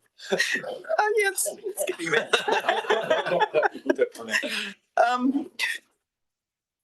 I just want to clarify what we are required to measure. Is the measure that government asks us to do as crude as simply just the number of dwellings to meet the expected growth? Or is it a bit more subtle in that are we measuring the number of different dwelling types, including smaller homes, etc.? And have we got a target for those? And if not, should we have a target for those? And so through the Mayor, it's all of that really. So we have to provide sufficient capacity to meet demand in terms of houses. And we have to add on an additional margin of capacity, like a competitiveness margin, because not all capacity will come forward. But then the NPS also requires us to make sure we're providing homes for, seasonal workers, renters, older people, a whole range of people. And we do also have to set out our demand and capacity by attached dwelling and standalone dwellings. So it's all of that really, yeah. So how are we going then on meeting our demand on smaller attached dwellings in central locations? Just through the Mayor, the last analysis we did of this was for our 2024 housing and business assessments. We'll be effectively doing the same exercise for 2027. Tasman had a large shortfall of providing for attached dwellings at that time, which is why our current plan change 81 tries to rectify that as best we can and provide a lot more. Do we know how big that shortfall is? I haven't got the figure to hand, sorry, but I can send it to you. Yes, please. I think that's quite Could important. you circulate that to all councillors, just an update on what that shortfall is on that specific point? You very helpfully answered the question that the current NPS has a 30-year time frame. Do we have any clarity as we get started on Nelson Tasman's first spatial plan as to whether the 30-year time frame will be the same under the new Act, or do we have no information on that? Through the chair, the language being used is at least 30 years. At least 30 years. Yeah. Good stuff. That's a big piece of work that we've got ahead of us. Councillor Mike Kaminath. Pretty close. Thank you. Through there. When we talk about new dwellings, we tend to think of new dwellings as subdivisions. But do you monitor the new lifestyle blocks who have also one dwelling on it? So is there a mix between residential subdivisions and lifestyle blocks in your recordings? Yeah, so through the Mayor, we take into account all new dwellings effectively. Yes, so lifestyle blocks as well if they have a dwelling on them. We'll also be looking to try and monitor the granny flats as they come forward from next year onwards with the new government legislation. So yeah, every dwelling is a dwelling. Sure. So Supplementary. you monitor them, so where do we see the figures for that? Through the chair, the numbers that we've reported on in here are the predominant proportion of the dwellings. We do have that information available through our building consent data, so we can get that information to you if you'd like. Okay, can I just, on behalf of the two councils, thank for the amount of information that's in this report. That is hugely helpful. But I also think for councillors as they start to digest where we're going to go with the spatial plan gives a really good framework for us to start thinking, and many of the questions that have been asked are really valid as we start getting our head around, because within this term of council, we collectively are going to have to bite that job of the spatial plan. There is one point that's been raised where we do want some further information about that shortfall, if that could be circulated to all councillors of both Nelson and Tasman. And on that note, I'd like to move the resolution that the annual monitoring report be noted. Councillor Rainey is happy to second. That being the case, I shall put it. All those in favour, please say aye. Contrary, no, that is carried. Thank you for that. We come to 5.3 on the agenda, which is the strategic presentation from Infrastructure Holdings Limited. Welcome the team. Just a short break while we bring our IHL team through.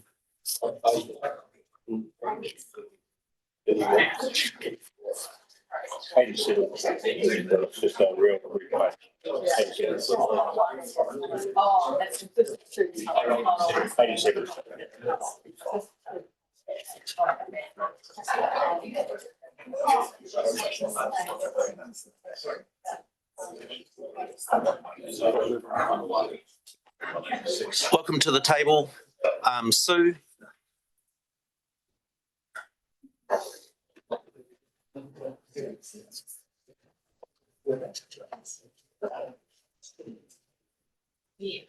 It is a bit of a squeeze with us having a meeting of the joint councils.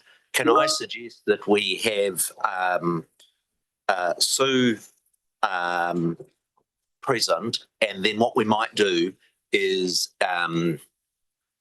for the questions from colleagues, where the questions relate specifically to the port company or the airport company, invite the relevant chairs and chief executives if there are specific questions that relate to those two. Thank you again for your attendance, and we look forward to your strategic presentation. Kia ora katoa. Thank you, Mayor Smith. We are organised to have a presentation from each company separately, but very happy to bring others forward if anything arises during the IHL presentation. We've taken account of the fact that we think there are quite a number of new councillors present, so we've organised our presentation to hopefully be information briefing style given to new people who don't know our businesses as well as some others. That doesn't mean it's any lengthier, but we've just endeavoured to provide a sufficient level of That's appreciated. Information. And I think for format, it might work best if we have the presentation from IHL and then any questions from IHL, and then manage it that way if you're comfortable with that approach. Yes, that'll be fine. Thank you. Excellent. Let's go through the IHL. So I'll pass over to Mark Lovard to work through the presentation. Kia ora koutou. So just if we skip on to the next slide in terms of the agenda, as Sue mentioned, there's the introduction. Thank you. And then we've got one slide on last year's results for the year ended 30th of June this year. A couple of slides just on the current year and looking forwards. And then in the appendix, Mayor Smith, there's just an answer to your question at the last JC that we put in there. Yeah. So in terms of IHL, we were set up in 2023 and it's owned 50% by Nelson City Council, 50% by TDC, and then Infrastructure Holdings Limited owns 100% of the port, 100% of the airport. And Port Nelson has two wholly owned subsidiaries and one company, Nelson Marine Precinct, that owns the slipway. That's 67% owned by the port and 33% owned by part of MB. So that's a brief overview of the structure. And in terms of the governance, there's obviously a joint committee here of both councils. From that committee, there's a subset who form a joint shareholders committee, and beneath the joint shareholders committee, there's a governance and appointments board that comprises the two mayors, the chair of IHL, Sue, and that Governance and Appointments Committee oversees the governance and appointment of directors to IHL and advises on appointment of directors to the port and the airport. So that's the governance structure. In terms of staff, there's just myself 15 hours a week, so try and turn my hands to most things.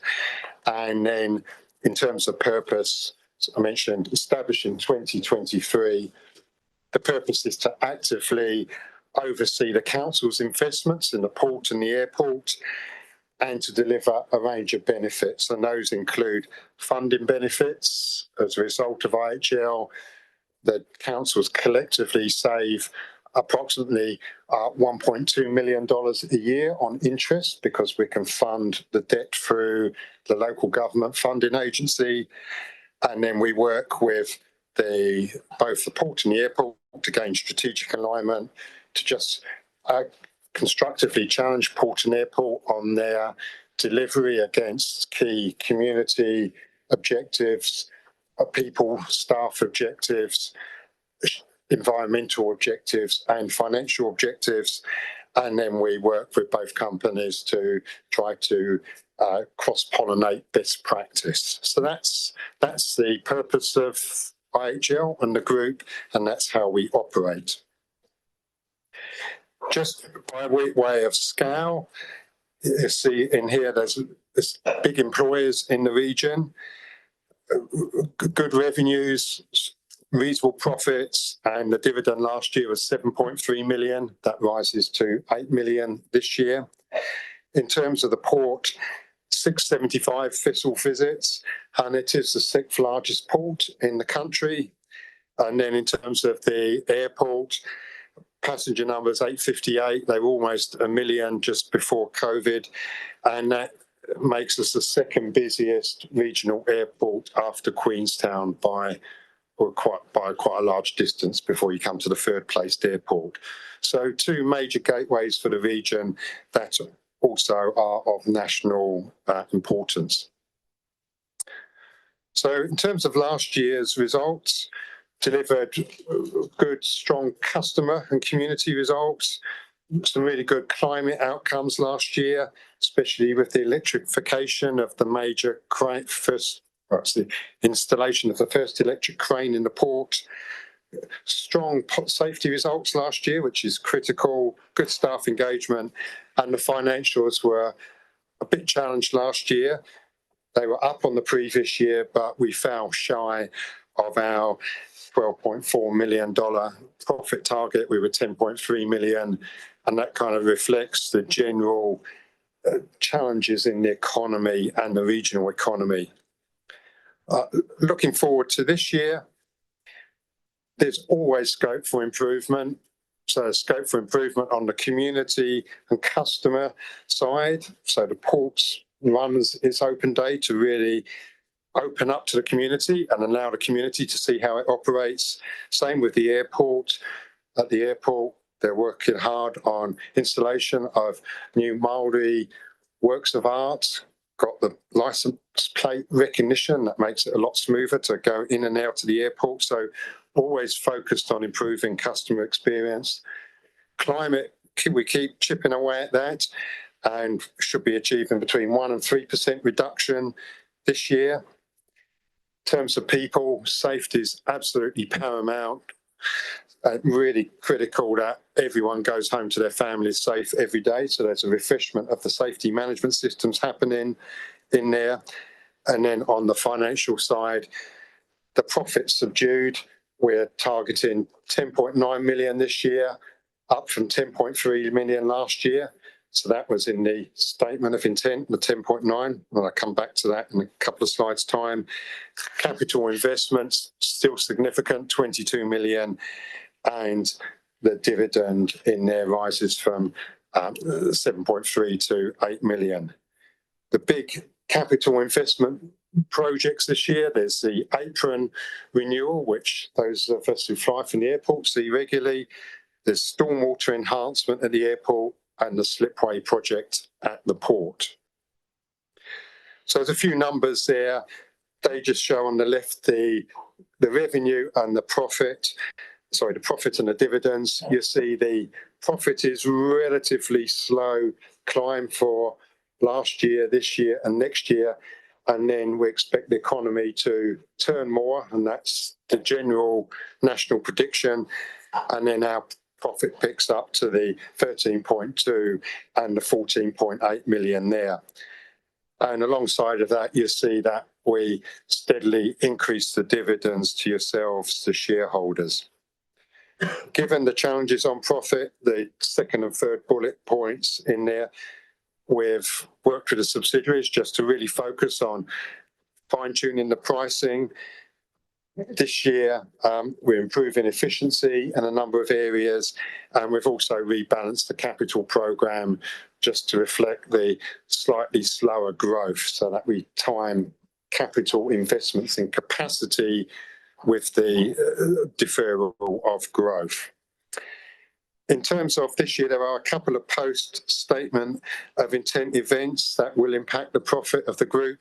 There's the windfall logs across the region, or windthrow, and then there's the slipway at the port, also that big project there. And at the airport, there's been some benefit of some of the tax changes that encourage capital investment, and that helps our profit after tax.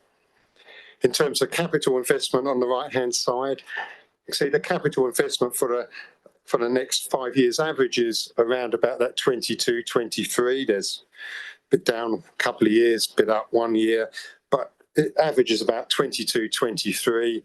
And that's the level we expect to maintain the quality of services at both the port and the airport. So we're keeping the assets up to scratch, well maintained.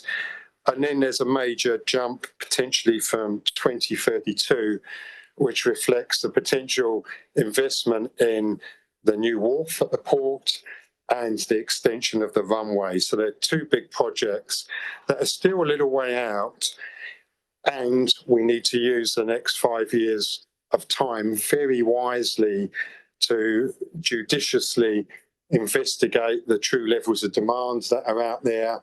We need to be really aware at the port of things like the substrata beneath the seabed, and we need to make the right investigations so that we know that there is demand and we're pretty confident about what the projects will cost, and we can arrange the funding accordingly. So that's a bit further out on the horizon, and we'll just be working with both subsidiaries this year to do a little bit more work on the early thinking on both of those projects.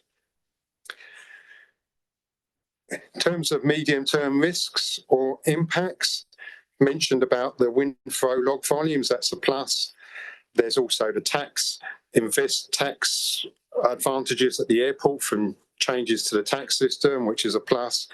On the downside, potentially some expenditure on the slipway project, and the airport's growth continues to be constrained by capacity constraints in Air New Zealand's fleet. On the upside, always an opportunity to gain a few percentage points efficiency improvements. So we focus on that, and I've touched on pricing and investment. And then always looking at ways we can better use assets. There is land associated with port and airport that at the right time can be developed. And then across the group, always looking for opportunities to exchange expertise and synergies. So that's happened on things like insurance. It's happened on things like the Southern Cross healthcare benefits across the group, and it's happening on safety systems. So looking to exploit those opportunities more. So Chair, that's a brief overview, and happy to take any questions. Thank you for the presentation, and it also was very helpful for our new councillors to understand the structure of IHL in those opening couple of slides. What I'd like to do is to just limit the questions that are specific to IHL. If they relate either to the issues of the port or the airport, I'd like to hold fire until we hear those presentations. So any questions specifically for IHL? A cheeky first question from me, and that is there any prospects of a better dividend as a consequence of the port getting a bit of a windfall gain from the large amount of windfall timber from the events that hit the region in July? That's not a discussion that we've had with the port company yet, simply because I think the time between their ability to assess what those volumes might look like and the actual events happening and now, it just hasn't allowed them to be able to assess what those numbers might look like. And of course, there is an impact in the future. So if there was to be an enhanced dividend now, would that impact dividend flows in the future from that point? But it's certainly a topic that we should be discussing. Thank you. Councillor Portney. Thank you, Mayor Nick, and welcome Sue and Mark. Mark, you touched on a very important area, efficiency. That's key. And you went over it a little quickly for me because you said you'd looked at efficiencies in two areas. Could you expand on that for us, please? The two areas that you mentioned in your presentation. Yes, there was a couple about the best practice. Was it those ones or? Yeah.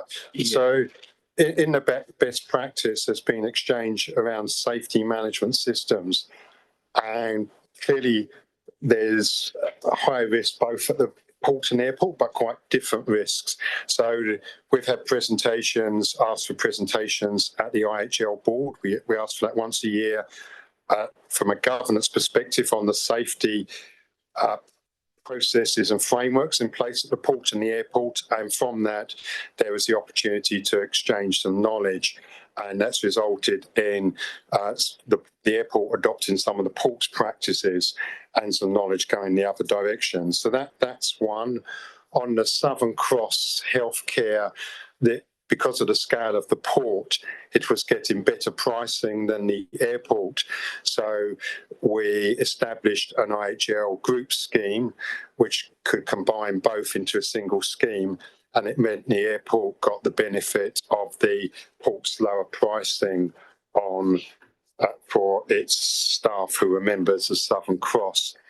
And then on the insurance, we've rolled the directors and officers insurance programs together into one and got a collective policy that's saved, I think it saved about $30,000. So yeah. So that's the group ones, and within the subsidiaries, we'll always challenge subsidiaries for further enhancements. And Matt will be able to talk, for example, about some of the enhancements they're working on in terms of truck turnaround times utilisation of some of the equipment at the port. I just say thank you. Yeah. I have another cheeky question, but I learn from you that, and I don't know whether I should put it or not. Have another question. Righto, I can. Look, Mark and Sue, are you looking at, you talked about investment, and I thought my ears pricked up. Are you sort of seeking outside investment that might come into the fold? No, not at all. We don't see that as part of our brief from our shareholders at this point in time. I think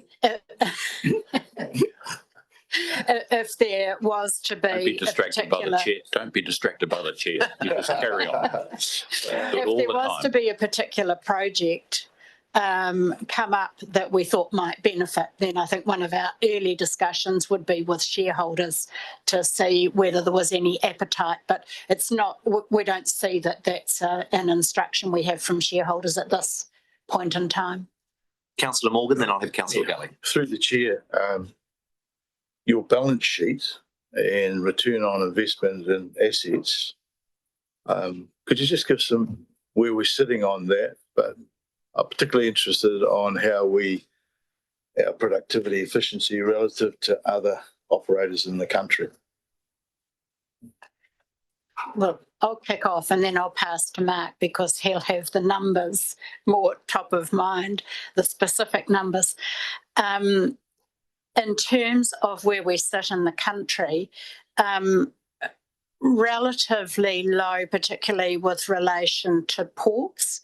And that's why, as IHL, we're putting quite a lot of effort into how can we gain better levels of return on the large investment that each of the companies have in place.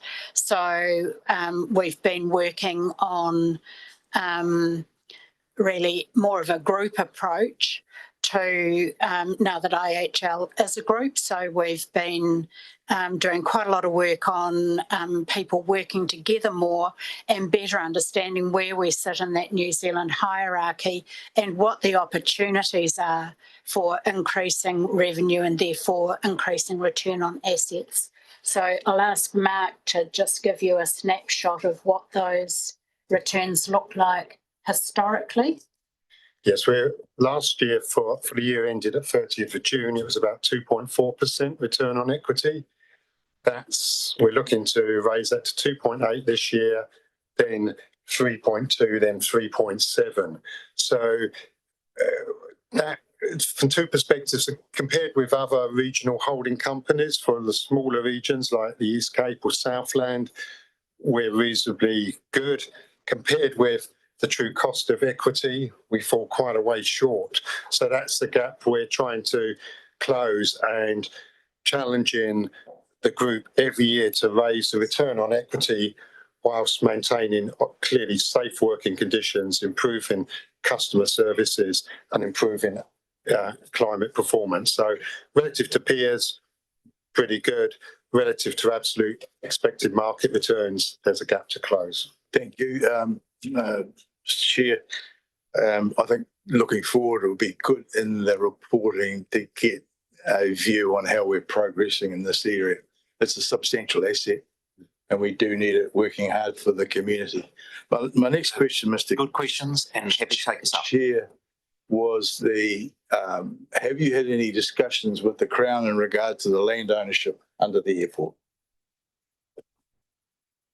I wonder whether that is a better question for the company. I'd be happy for IHL, if you think you have the information, or Paul, Councillor Morgan, I could hold it until we hear from the airport company. Well, it's a risk to the company. Sure. So I'll leave it to Sue discretion as to whether you have the information or you'd prefer I referred it to Nelson Airport Limited. As IHL, we haven't engaged in any discussions with other parties about land ownership within the group. Got it. That's fine. Thank you, Mr. Chair. I'm going to take Councillor Gully and then Councillor Pakipaki. Is the cruise ship industry a way of improving our revenue? Can I ask you to keep that question for the port company, because I simply don't have the answer?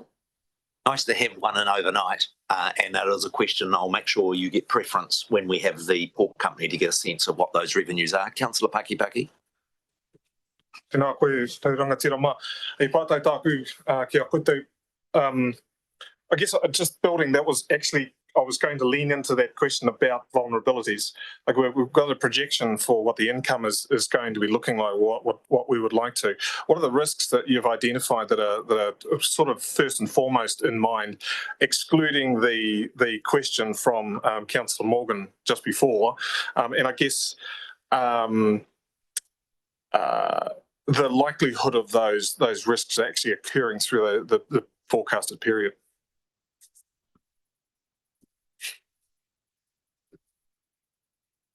So these were the risks specifically on the slide? I guess just at the top of the table, what would you see as those risks that you've identified that would interfere, I guess, with that projected growth that the numbers that you provided us?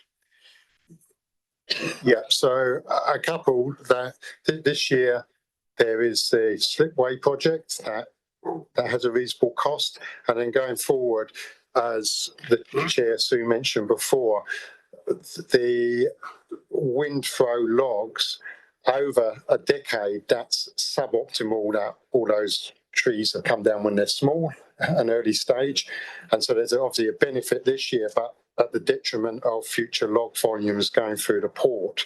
So in terms of those projections, more likely to have positive benefit this year, but slightly weaker throughput in outer years. So I think they're probably the two biggest financial risks at this point in time.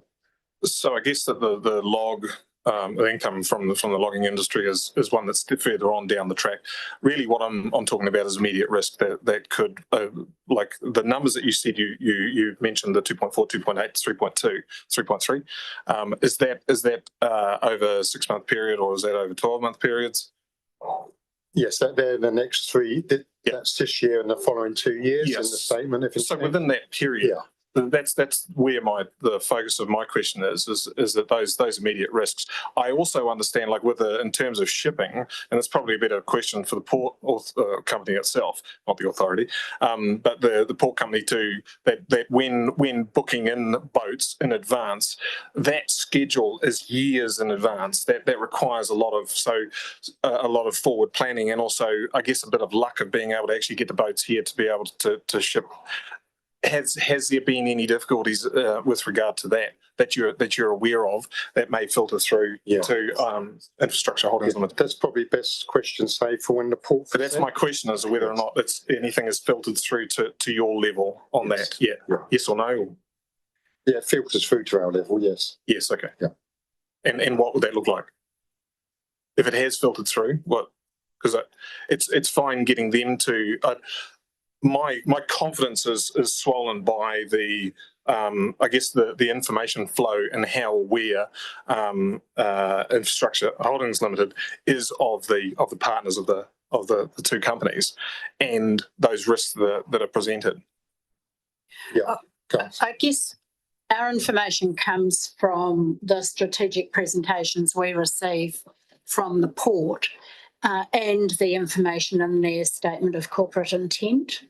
So, which you're seeing as well. So I think it would be useful if you directed that company to the port, that question to the port company. Yeah, that information is really a bit of a latency, has a latency period to it. And what I'm looking at is a live sort of awareness, live updates of how responsive I guess the parent company is to its kids on a ongoing live basis, not waiting for reports, not hoping for projections, not waiting for a report that comes in later on down the track.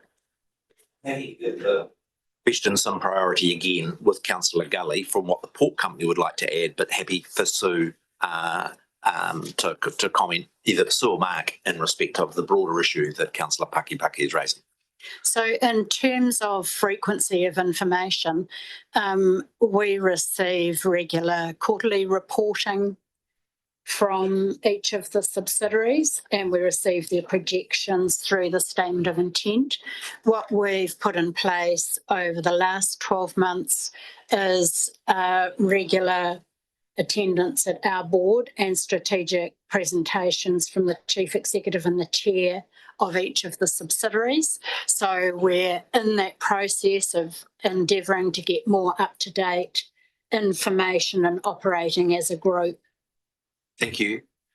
My question. Sorry, Mr. Chair, that wasn't actually an answer to my question. That was a description of the process rather than how aware is the entity itself and those who are leading it of the day-to-day impacts, and also how those, because I actually asked quite a specific question about what are the risks, and I got a couple of little answers.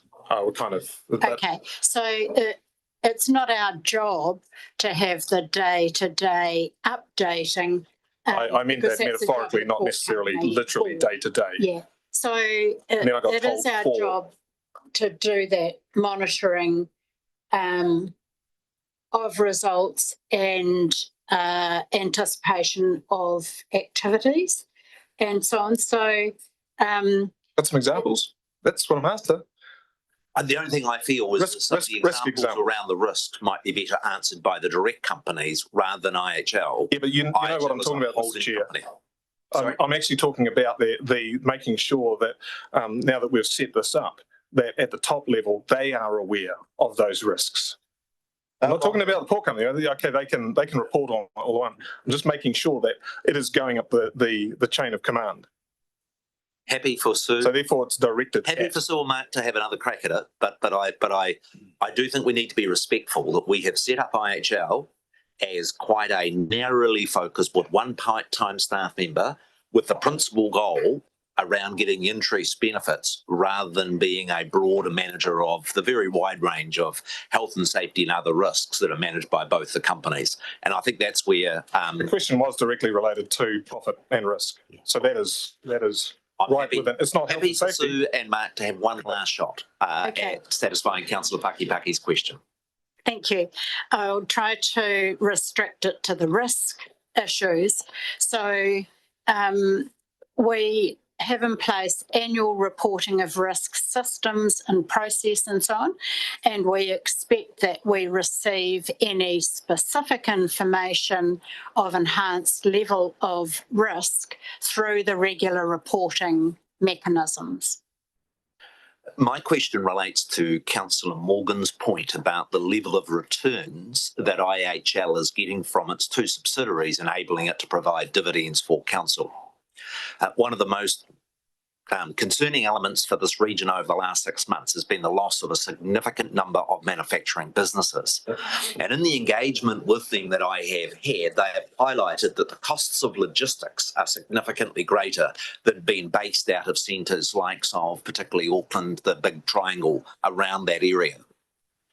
How does IHL taken into account that strategic importance of us having a competitive port for our manufacturing and our exporting businesses with the equal desire of your shareholders wanting a good dividend? And when you are doing those comparison with the other ports, how do you provide that lens over it when it's a lot easier for a big port with massive values like Auckland or Tauranga to get a good return on its assets than a port like ours that has a far lesser number of ship visits? Thank you for answering my question, Mr. Mayor. Mine was a question. I'm not sure how we do, but I am interested as IHL puts pressure on the company to expand its dividends. How do we weigh up those two factors? Because we don't want to lose the jobs, but we want a bigger dividend. I do think it's an ongoing challenge for both the port company and obviously for IHL as its owner on behalf of the ultimate shareholders. And however, I have a long-term business view, let's say, not specific to these industries, that it should be possible to manage both objectives. So the objective of the community is clearly paramount from our specific shareholders' perspective, and so we should give appropriate weight to that, but clearly that can't be efficiently managed if we don't have the results to demonstrate. So the specific relationship with those who are needing to transport goods is clearly with the subsidiary companies. And then if there is a pressure from IHL on behalf of its shareholders to produce financial results, there has to be a way to balance. But one is not necessarily at the expense of the other. And, you know, that's been my general approach to business over a long time. Is that Mark has done some benchmarking of these companies against other companies around the country. Do you take into account in the benchmarking against the Auckland, the Taurangas, the Napiers, the Gisbornes, the different scale of operations and what return we might reasonably expect relative to the size of our port and the challenges of running a regional facility? Well, I think that is a key part of the information when you do the comparison, that it's clear that there's two factors, I guess. Those who do the reporting, who collate the information, would say there's a lot in the ownership. So they would point to ownership by a broader base, for example, in the share market, as putting different pressures on and causing better efficiencies and more of a focus on results. Is that at the expense of community objectives? I don't think so, because customers do have choice in part. The customer choice is at times dependent on geography and at times not. So it's a multiplicity of factors that have to go into both suiting the needs of the customer base, but also suiting the needs of the shareholder. And you know, that's the challenge, is to manage that appropriately. Okay, can I thank IHL? I'm sorry, Deputy Mayor Maru. Yeah, thank you, through the Mayor. I just want to come back to Councillor Paki because I'm more confused than when I started out. So to get to the 3.2% return by year 3, what are the 3 key risks that are going to prevent that happening? So what's on your radar in terms of monitoring three key risks that stop that 3.2 return over a 3-year period? One of the key factors in there is pricing increases at the port. So there's a great disparity around the country in different levels of charging, and there have been services provided in the past that haven't been charged for. So the port company can certainly give you an update on the work that they're doing in that space. Awesome. Do you want to pick up from there, Mark, on other issues you're working on? I'd say probably the top 3 risks, I'd say 1, just the general economic environment, and we've got to respond to that. So if the economy picks up, looking good. Number 2 would be return on investment. So we've got to make sure that projects that are undertaken within the group deliver a return on investment and to achieve their business case, because any that don't will drag us down. And then thirdly, I think it's the impact of the log volumes. They're probably the top 3, I'd say, at this point in time. Thank you. Just one more question through the mayor is, so what strategies does IHL have to control any of those? Because they actually sound pretty external. Right, so I'd say 1, I have ruled out everything's within your control. So you can't blame the economy, because you can blame yourself for not anticipating the economy was going to be bad and adjusting your cost base. So the strategies we have are per the presentation that said, because things were flatter, we tuned our pricing, we looked hard at the justification for investment, and we looked hard at costs. So that's the strategy for the economic risk. For projects, we've been going for 2 years. We're very clear that we've got our board, the subsidiaries have their boards, and we're just putting in place a new approach for monitoring major projects. So it's up to the board of the subsidiary company who sign off the business case to make sure it delivers. As funder ourselves, we need to be convinced that major projects are bankable propositions. That's what would happen if we were a standalone business going to BNZ or Westpac. We'd be accountable for delivering, but the bank would, before they lent big tranches of money, would want to be confident that the projects were going to deliver and create shareholder value. So we're just putting that process in place to complement what the boards do. And then the third one on log volumes, that's an evolving story. The port to be watching that and is watching it very carefully. And obviously, got high volumes this year. Cost base goes up a little bit as you accommodate those. And in future years, if that falls off, we just have to balance the operating costs and the investment with the lower activity on that particular, if you like, service line of business. I want to wrap it up there with IHL. Can I thank both Mark and Sue for your presentation and those helpful answers to questions, some of which have been teasers into the questions that we'll want to have with Port Nelson and with Nelson Airport Limited. I'm just going to take a 5-minute stretch and we'll return with Port Nelson at 11:52.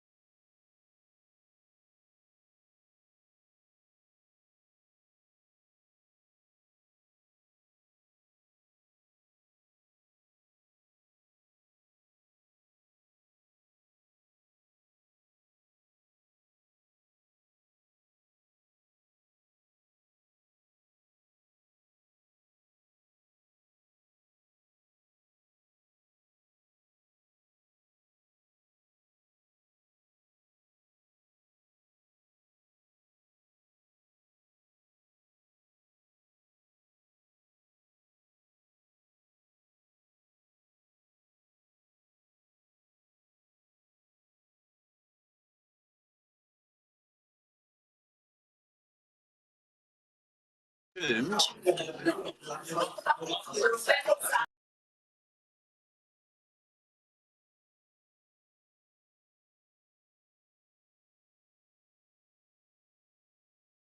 cut short either the presentations from our two major airport companies. We've got a strategic presentation from Tasman Bay's Heritage Trust, and then we have some confidential business. The staff thought the chair would be good enough that you wouldn't need lunch and would all be done by 12:30. I think that is unrealistic. Here's what I was going to just get the office to do, is just to grab a few pizzas to keep councillors fed. Councillors that aren't fed are grumpy councillors in my experience, let alone the mayor. How many are available to stay beyond 12:30? I've got a realistic pick that this meeting's going to run through to 2 o'clock. So are there those members, could I do it the other way around? Are there members that are not able to stay to 2 o'clock? If they could please raise their hands. That's okay. I'm going to ask the office to order about 5 or 6 pizzas, and my intention will be at 1:45 to just have a quarter of an hour break for a bit of sustenance for us to be able to get through the joint committee's business, if there's no objection to that course of action. Rather than pizzas, could we support the kebab shop on Bridge Street? Genuinely, who's really struggling? I'm going to delegate to you, Sarah. And then you can get the blame. Can you work with Phoebe in my office and just make whatever lunch order? I'm super relaxed. I just don't want people going starving. Thank you. So Sarah, could you just liaise with Phoebe in my office as to a choice of, the best thing would just be to have a range of foods, and approximately, by my count, we're looking at about 20 people. All right, welcome to our port company, to John and to Matt. Thank you for your work. We look forward to your strategic presentation. As per normal format, we'd prefer to keep the questions from councillors to the end of it, and there's a couple of preferential questions that we've got from the IHL question that I'd like to start with. Welcome, and we look forward to the presentation. Kia ora, Mayor Nick. In the interest of time, we'll move straight to the presentation. For those that don't know me, I'm John Safey. And this is Matt McDonald, our CEO. I've been the chair at the port maybe about 6 months now. Matt's been the CEO of the port for about a year. So we're starting to develop a bit more of a team going forward for next year. But you'll see in the presentation slides some of our strategic stuff. So I'll leave that to Matt to go through now, and we're happy to go through your questions. Thanks, John. Tēnā koutou katoa. Start off with strategy slide in our strategic framework. So this is actually a refreshed version of our strategy than what members would have seen before, really to simplify what we're trying to achieve. And I guess to respond to some of the line of questioning commentary before, we see our purpose as being to facilitate regional prosperity. So yeah, absolutely, financial performance of the business is an imperative, but we can't forget the reason that we're here, and that's to keep cargo flowing. In terms of the strategy layer, that's really the layer that we've simplified right down to two sides of that. The first one, strong port, so that's really responding strongly to our purpose, making sure that we're operating the port as well as we can, safely, profitably, efficiently. And then our diverse growth strategy is actually the recognition that while cargo is all important in terms of profitability, we don't necessarily, and actually to a large extent, we do not control cargo volume. So trying to diversify our revenue streams away from cargo.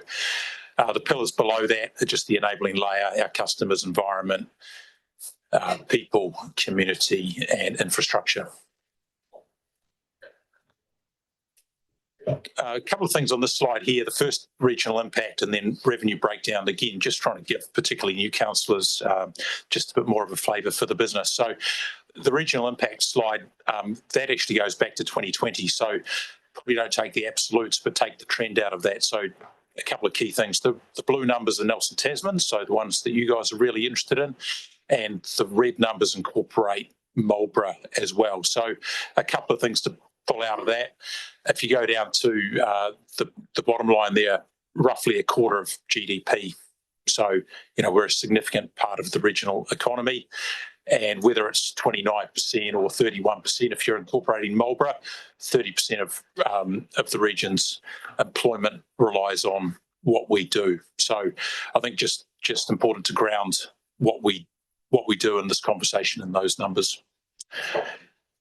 On the right-hand side, revenue breakdown from last year, and again, maybe just if you just reflect back on the strategy and a diverse growth, strong port. So the port operations is roughly responsible for 2/3 of the revenue, 63% last year. So that's our marine business, containers, bulk cargo. So basically marine and cargo, what we would say is the core port business. And then the elements of our diverse growth strategy, our Key Connect business, which is our substantively wine logistics business, our commercial property business, and the slipway operation.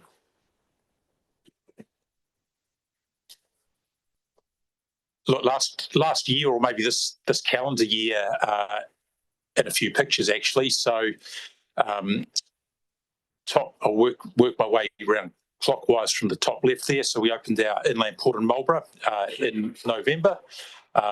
Big milestone for us. So that's a facility that allows us to, again, better respond to the needs of the wine industry. The arrival of our new crane, and then actually the bottom right-hand side, also the new crane with a very smiley near Nick Smith, the region's #1 crane enthusiast, the commissioning of our electric crane operations. So real highlight for us. New pilot launch, which arrived actually around 12 months ago, Manukau. In the bottom centre, we've got the assembly of the boat hoist for our slipway redevelopment, and the bottom left, just a nod to one of the key safety improvements we made during the year to relocate our truck transfer area to significantly reduce traffic risk on the port. Look, a slide here straight out of our annual report, and to be fair, Mark had run through some of these numbers before, but I've just had net profit after tax there, 7.1. That was roughly 2 million below our targeted profit there, really as a result of less cargo. And I guess that the #1 risk from the profitability of the port is absolutely cargo. So whether it's logs, whether it's wine, whether it's apples, take your pick. The other elements that played out last financial year were just some of the nuance and less activity across some other parts of the business, across our marine business and Key Connect, our wine logistics business in particular. We still paid our targeted 5.9 million dividend. We talked about vessel visits already, 3.2 million tonnes of cargo.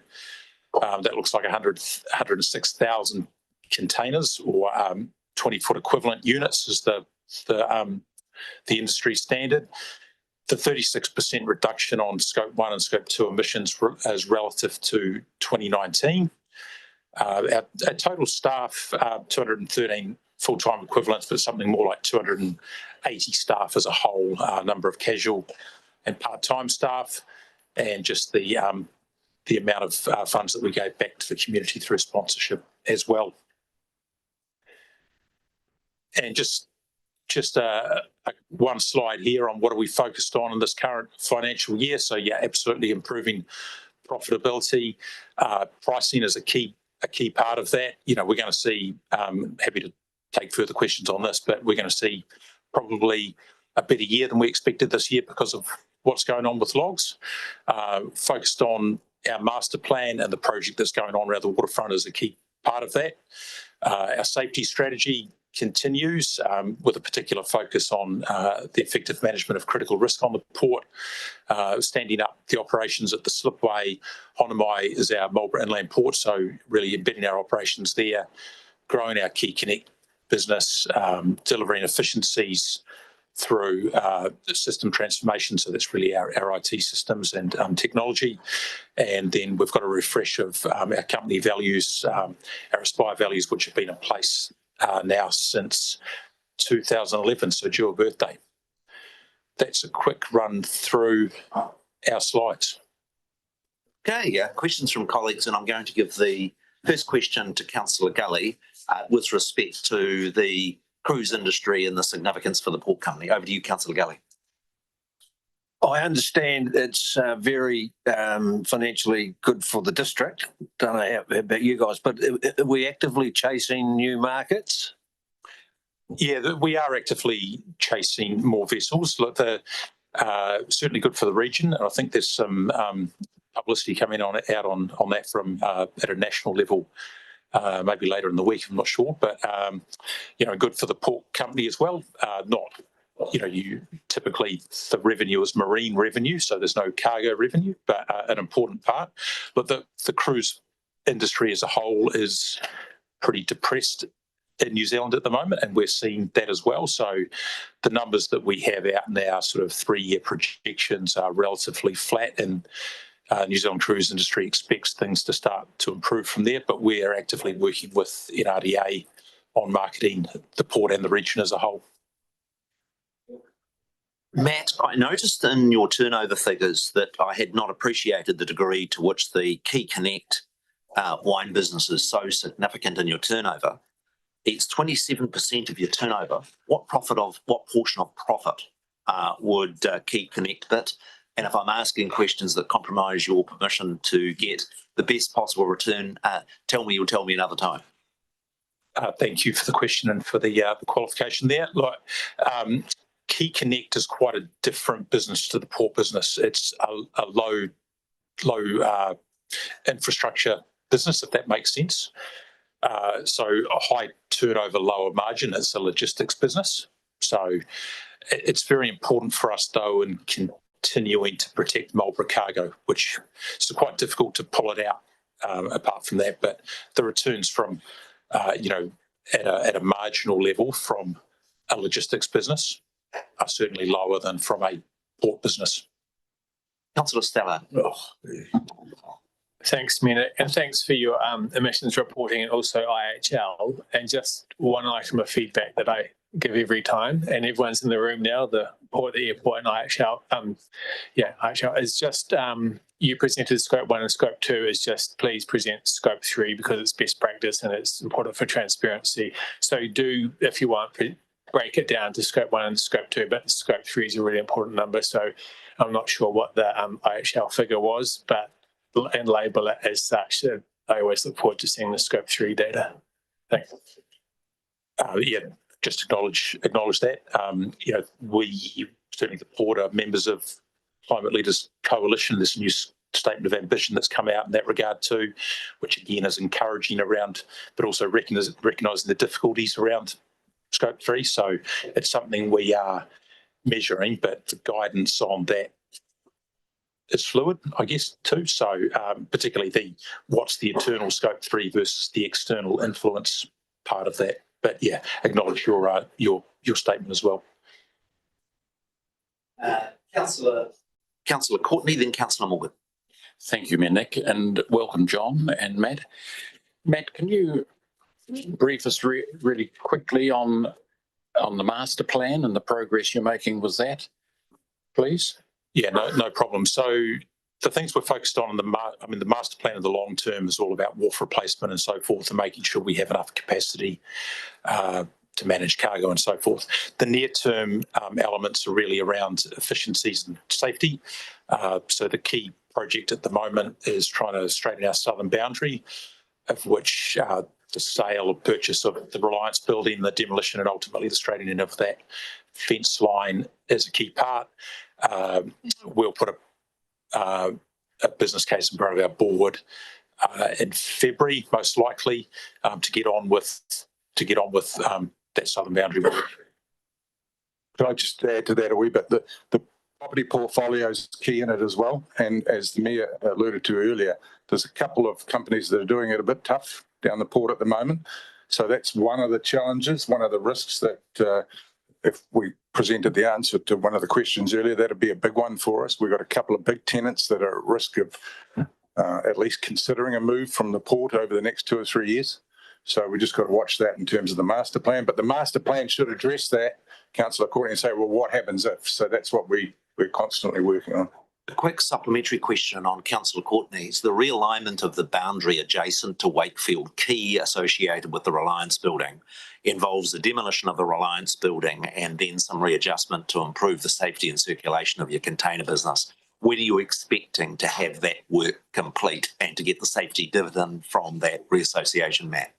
Yeah, good question. I think at the moment we've got our projection, so we'll probably be starting in this current financial year, but I expect it would carry on through the 2026 calendar year. Thank you. Councillor Morgan. My question is around COVID was a difficult time. Your customers and your strategy. I was wondering what the sentiment now is from the shipping companies servicing the port, and whether you're seeing views from the shipping companies that pose risks to us.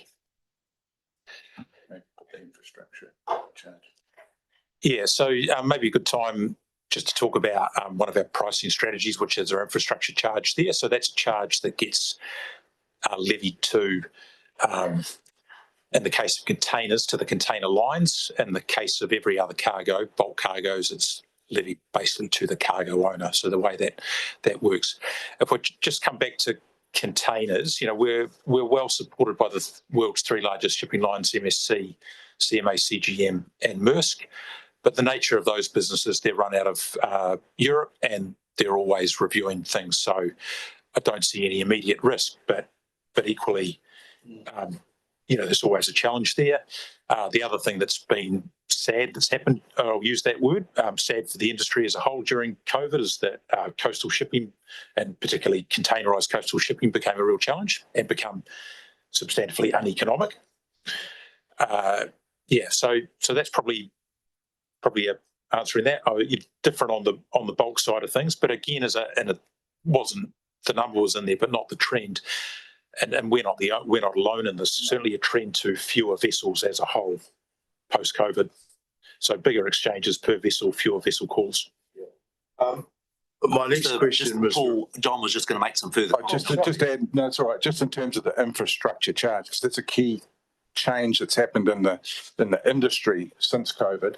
And so all those cost increases that the industry and everybody saw during COVID, 8-9% increases in staff and things like that, they've all been addressed to some extent in the port industry by infrastructure charges. So we charge basically user charges. And if you see some publicity around the country, you'll see Auckland just increased theirs by a massive amount last month. And the balance for the port is to get that right to support the local businesses, because it's not as easy as saying, well, let's just increase charges by 30%, because everybody, our industries that we're dependent on, is dependent on the cost of logistics going through the port. So it's always a balance. Yeah.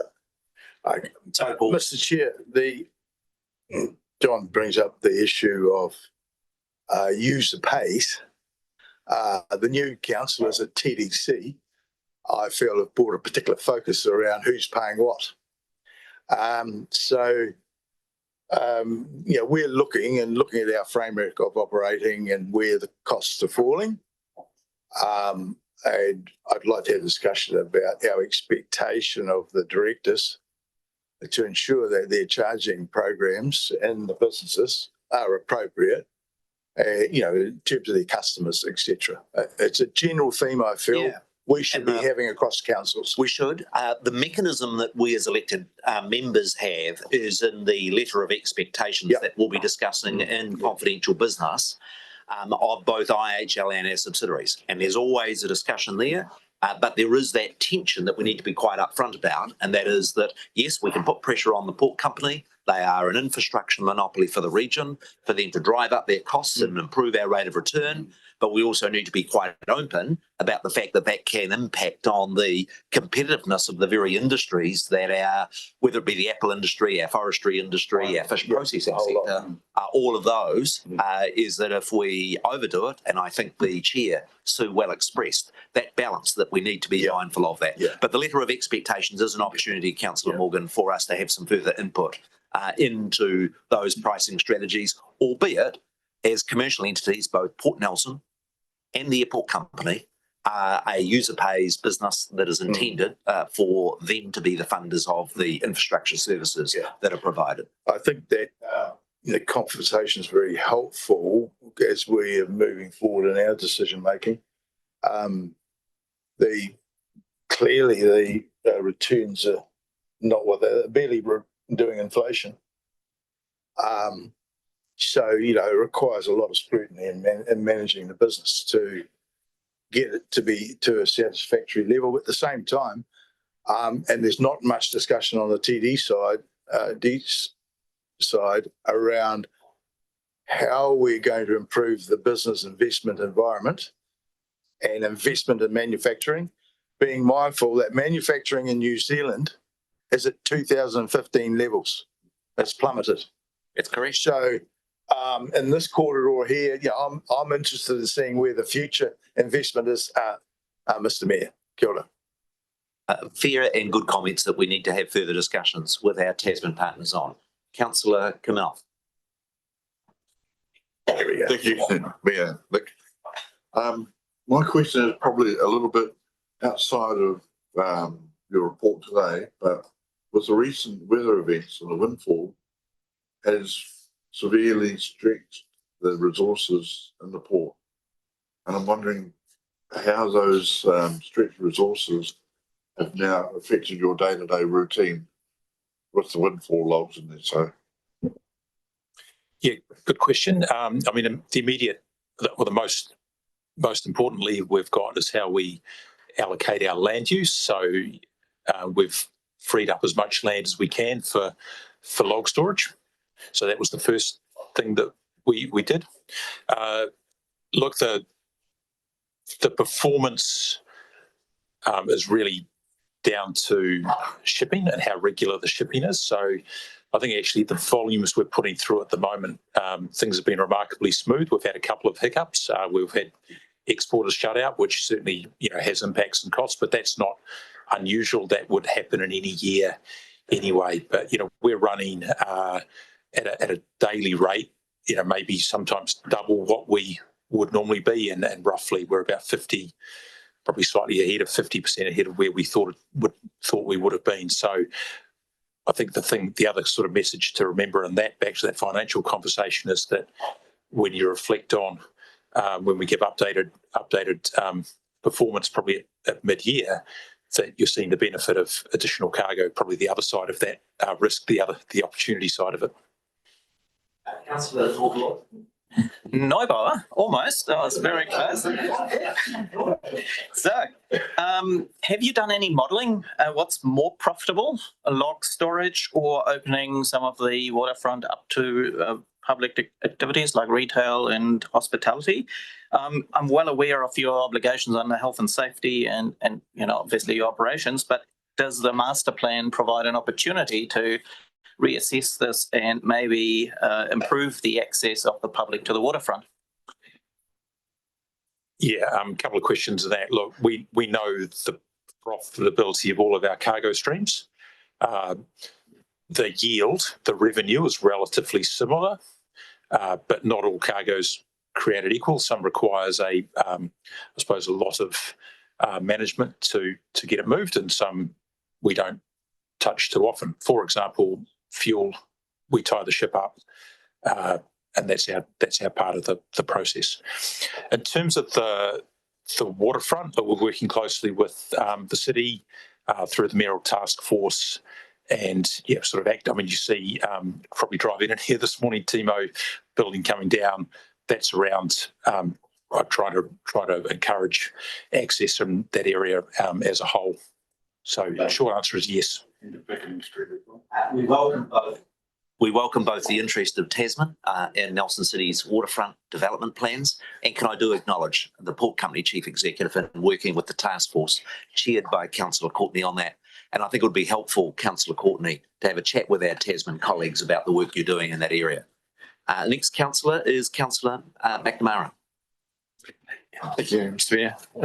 Firstly, congratulations on the way you've handled the unprecedented log volumes. It was looking a bit dodgy there at one point with the trucks pouring in. But my question's around the insurance scenario, because I've been away for 3 years, but there was some talk prior to that around insurance in ports and the situation there. I'm just wondering, we'll get a bit of an update. Yeah, you've come back just in time then. Look, good news on that front. And these things are cyclical, like lots of industries and markets, I suppose. But we've just renewed our big policy, which is our material damage and business interruption policy, and we've had a significant reduction on last year's premium. There's been a history right through from the first Christchurch earthquake of just increases on increases, so that's good. And the other probably more important part of that is there's been more capacity in the market as well. So, we source the coverage from London, Singapore and the New Zealand markets. Yeah. I'll just add to that, we're on our own now. We used to be in a tower sharing with Eastland Port, and so that's sort of gone now. And as a result of that, we've got a substantial discount, and the market's gone down, of course. So it's a lot better. Yeah. Councillor Brand. Thank you, through the Mayor. On your previous slide, when it showed about your profits and your dividends and all of that for 2025, I just got one big question, but I've got other ones that sort of feed into it. So if I just throw them all out at you, is that all right? And then you can just answer it once. Okay, so my big question is actually, given the Port Nelson's future infrastructure and sustainability commitments, how does the current dividend policy with meet the port's long-term capital investment needs without over-reliance on debt or future ratepayer funding? And the sort of supporting questions that help frame that up is, what percentage of annual profit does the board consider sustainable to retain for reinvestment? How will the port balance community dividends within the need to fund the $20 million infrastructure projects? And what safeguards are in place to ensure dividend policy does not compromise resilience or climate adaptation goals? And what role will debt financing and external partnerships play in bridging the funding gap? So that's it. Okay, I'll have a go at that. Look, where last year, if I talk about that 5.9, we were outside of our, if I want to call it, our policy band. So 80-something%, and our generally we're trying to stay somewhere between, I think, 50% and 75% of NPAT paid out as dividends. So that's probably the answer to the first part. In terms of the future, probably comes back to that question around master plan and forward capex and replacing wharves. And really, we've gone through a period of relatively high capital investment. Sort of the early indications of certainly the next 3 years that we're giving to IHL at the moment are a lower level of capital investment. And that, of course, allows us to pay down some debt and create a little bit of headroom for those investments. But, it helps with more cargo as well in terms of what we're trying to produce. But you'll get a view of those for the next 3 years through the draft statement of corporate intent that comes out as well. Yeah, I just add that the board is well aware that the core business of the port is to have operating facilities on a long-term basis that are fit for purpose. So that's our kind of number one in most directors' thoughts, is to make sure that the capital budget that we've got lines up with the lifespan of the wharfs. And it's sort of a consistent every year approach to saying when does it come. IHL told us a little bit about the big purchases. So, it's big money to do a wharf. It's big money to have a look under the wharf at the substrata. Mark mentioned that. There's a lot of problems down there, I can tell you that.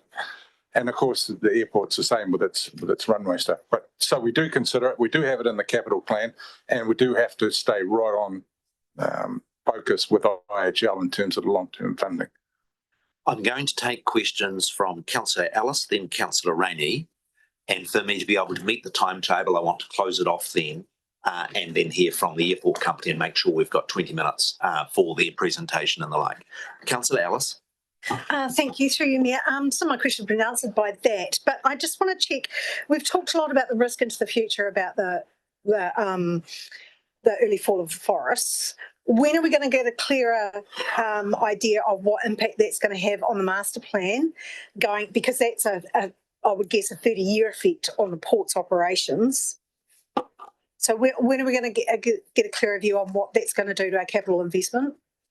Yeah, I mean, not sure the answer to that question, but there won't be a change in how much land we have set aside for logs. So to give some context on that, I think in the sort of 2 to 3 year period, the industry is talking about this wind throw still being cleared through to, pretty much this time next year.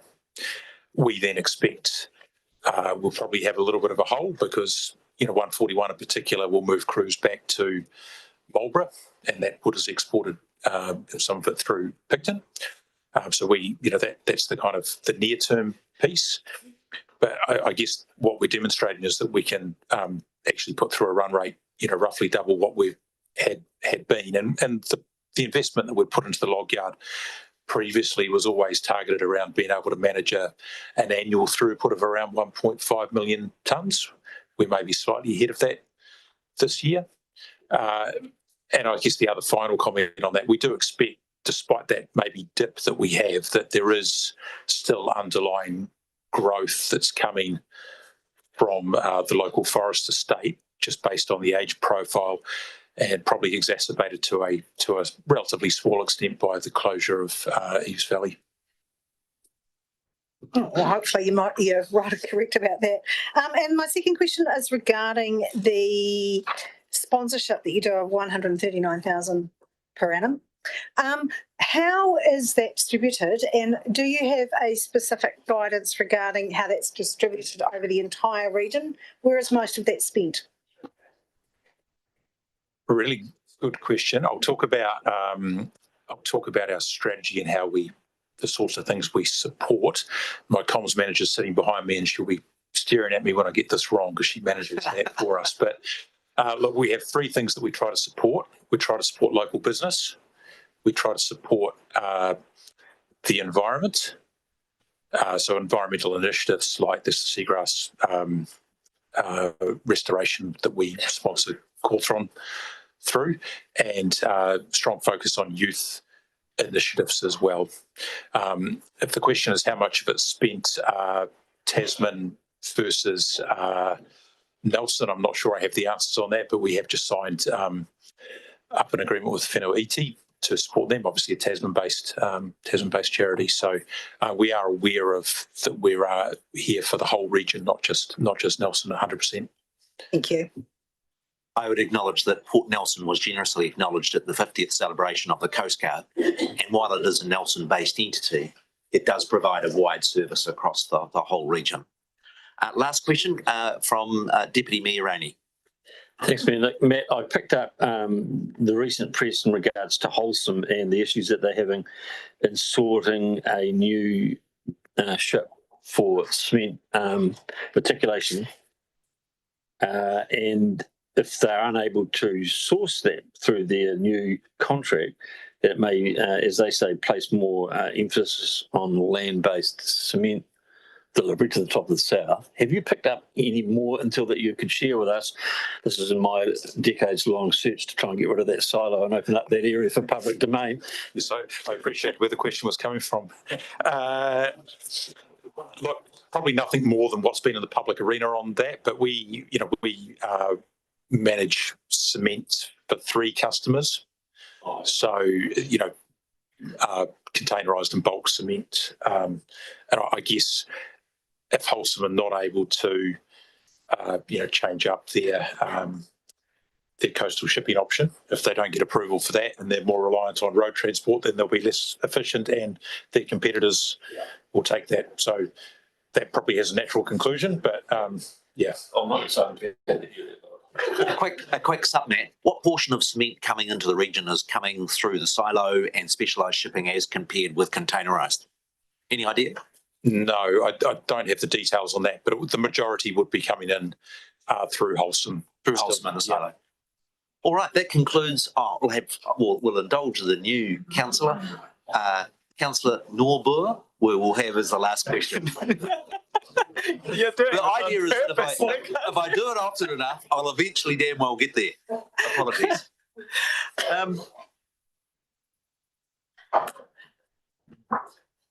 So, considering that you're sitting on prime real estate, have you at all thought about a long-term plan to shift towards some inland port operations? The short answer to that question is yes. And? Look, where cargo volumes are at the moment, we don't need an inland port. Our inland port in Marlborough substantively is providing additional warehousing rather than containerised activity. The logical first step, if and when it comes, would be empty container storage, particularly seasonal storage to support apple exports. And the obvious location for that would be anywhere south and west of the port, but it's not on our immediate plan and doesn't need to be at the moment. Very good. Thank you again for the presentation and the answer to questions. Best wishes to you, Matt and John, for the Christmas season. Again, I want to re-emphasise congratulations on the health and safety data. That is one of the areas of which can cause nervousness for relations and is just fundamental to the port's operations. The important relationships you have with our horticultural and forestry industries. I know it's putting tremendous pressure on the port with the extra wind-throw timber, and the reports I hear from the industry is that they are very grateful for the way in which the port is facilitating the recovery of that timber. And we wish you and the team all the very best for the Christmas break. Thank you very much. Now invite Quentin and Brendan from Nelson Airport Limited.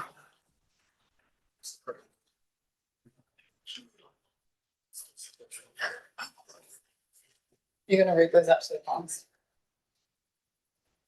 Welcome, Quentin and Brendan. Can I thank you and congratulate you on the successful settlement that was announced by press release by yourself and the golf club this morning. It's a substantive start of the issue of resolving that. Further appeal is important to both councils, and we look forward to your presentation this morning. Afternoon. Good afternoon. Kia kanui, kia karahi, ura rangatirama. Ki te mana whenua kōnei nei rata mihi. Ko wai tēnei, no niwei aku te puna, whakalawha lai atu. Ko Quentin Holahau, ko au te mana o Nelson Airport. Kia ora everyone. Thanks for the opportunity to come and talk to you about Nelson Airport. My name is Quentin, I'm the chair of the board, and I'll hand over shortly to Brendan and Adrian, our CFO. Thought we'd bring him along. Looks like there's some tricky number questions coming out today, so good to have him here. So thank you again, and I'll hand over to Brendan. Kia ora. Kia ora koutou. Thanks for having us here today. Similarly to Port Nelson, I'll start off the presentation with a look at our strategy. Our vision, purpose and mission sets a clear direction to be a world-class sustainable airport that contributes to the prosperity of Nelson, Tasman. Everything we do is anchored in our 8 strategic pillars: safety, people, sustainability, customers, and financial performance. These pillars operate, essentially deliver what we need to do as a business day in, day out. Nelson Airport plays a critical role in regional connectivity, moving over 850,000 passengers per year and linking our community to 7 destinations through 4 airlines. The airport is a major economic engine, contributing over $200 million in GDP directly, with 41 businesses on airport and supporting over 1,600 jobs. Beyond aviation, the airport enables tourism, freight, business connectivity, and essential services like medical transfers and emergency response. The long-term forecast for the airport is to achieve 1.8 million passengers by 2050. Financial year 2025 delivered strong operational and financial outcomes with excellent customer satisfaction. We've strengthened our safety and risk foundations and completed the first stages of a major infrastructure upgrade project, which was mentioned earlier by Mark, in the apron at the front of the terminal for aircraft parking. Financially, the airport delivered solid results with 18.5 million revenue and 11.2 million in EBITDA. Our people remain a core strength, achieving a high level of engagement scores through staff surveys while supporting community and environmental initiatives. These 2 graphs in front of you now are from our annual report. The bar chart on the left-hand side displays a number of metrics there: EBITDA, dividends, revenue, but passenger numbers. Just want to talk to passenger numbers, the journey, the yellow line there. You can see it was growing quite strongly in the late 2000s, or 2008, 2009. I was on the back of Jetstar flying to the region. COVID happened and passenger numbers declined somewhat. 2023 saw a steep and fast recovery of passenger numbers on the back of pent up demand from travelling. You'll see there that that line does taper away a little bit, and Mark touched on this earlier as well. We are seeing some constraint in growth and capacity and availability of aircraft from Air New Zealand's performance, which is widely been mentioned in the public, in the media. The pie chart on the right hand side, you can see that our revenue streams, primarily 54% come from aeronautical, but also property, ground transport and advertising play critical parts in our revenue incomes. Sustainability. Our operations are powered 100% by renewable energy through power purchasing agreements. We have recycled and reused over 8,000 cubic metres of airfield materials as part of our infrastructure upgrades. We continue to reduce our environmental footprint, diverting around 7 tonnes of terminal waste from landfill and investing $1.3 million in stormwater resilience. Partnerships and community stewardship remain central, including habitat restoration works, our ongoing collaboration with Brook Sanctuary and growing work right participation with our team. Looking ahead, financial year 26, we will focus on a stable environment, operational excellence with consistent passenger numbers and continued emphasis on safety, community engagement and sustainability. We're investing in key infrastructure and technology, and we've just recently upgraded our car parking technology. We're investing more in our stormwater infrastructure, and we'll be completing the $10 million project on the apron in the weeks ahead. You'll notice an image on the right-hand side, the large picture, that's a bit of a sneak peek of some cultural artwork to be going in the terminal in the early new year. It's a great asset. It'll bring some life and some cultural alignment for the terminal and some space for everyone to be proud of. Finally, it is pleasing to report that Nelson Airport is a certified great place to work. This is our first year we have aimed at certification, and we received overwhelming support from our team. I'm very proud to present that logo on the bottom of the screen there.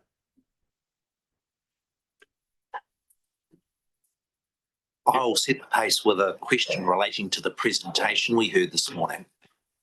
Some of the concerns about the jet that is operating from Nelson Airport is that because we don't have a full customs service, when they're wanting to travel passengers internationally, they have to fly the jet at a very early morning hour to another airport like Auckland or Wellington to then be able to do the trip to Australia or elsewhere. What are the challenges for the jet service to try and minimise those very early morning flights for us to be able to have a customs service at Nelson Airport that will enable some of those high-value individuals to be able to travel internationally and directly to Nelson? I don't want us to be an international airport, that's a stretch too far, but for some of these niche flights, would it be economic for us to have a customs service, whether it's worked in with the customs staff from the port or in some way, to both get the economic benefit of the visitors without the very early morning flights that is causing some angst in the community?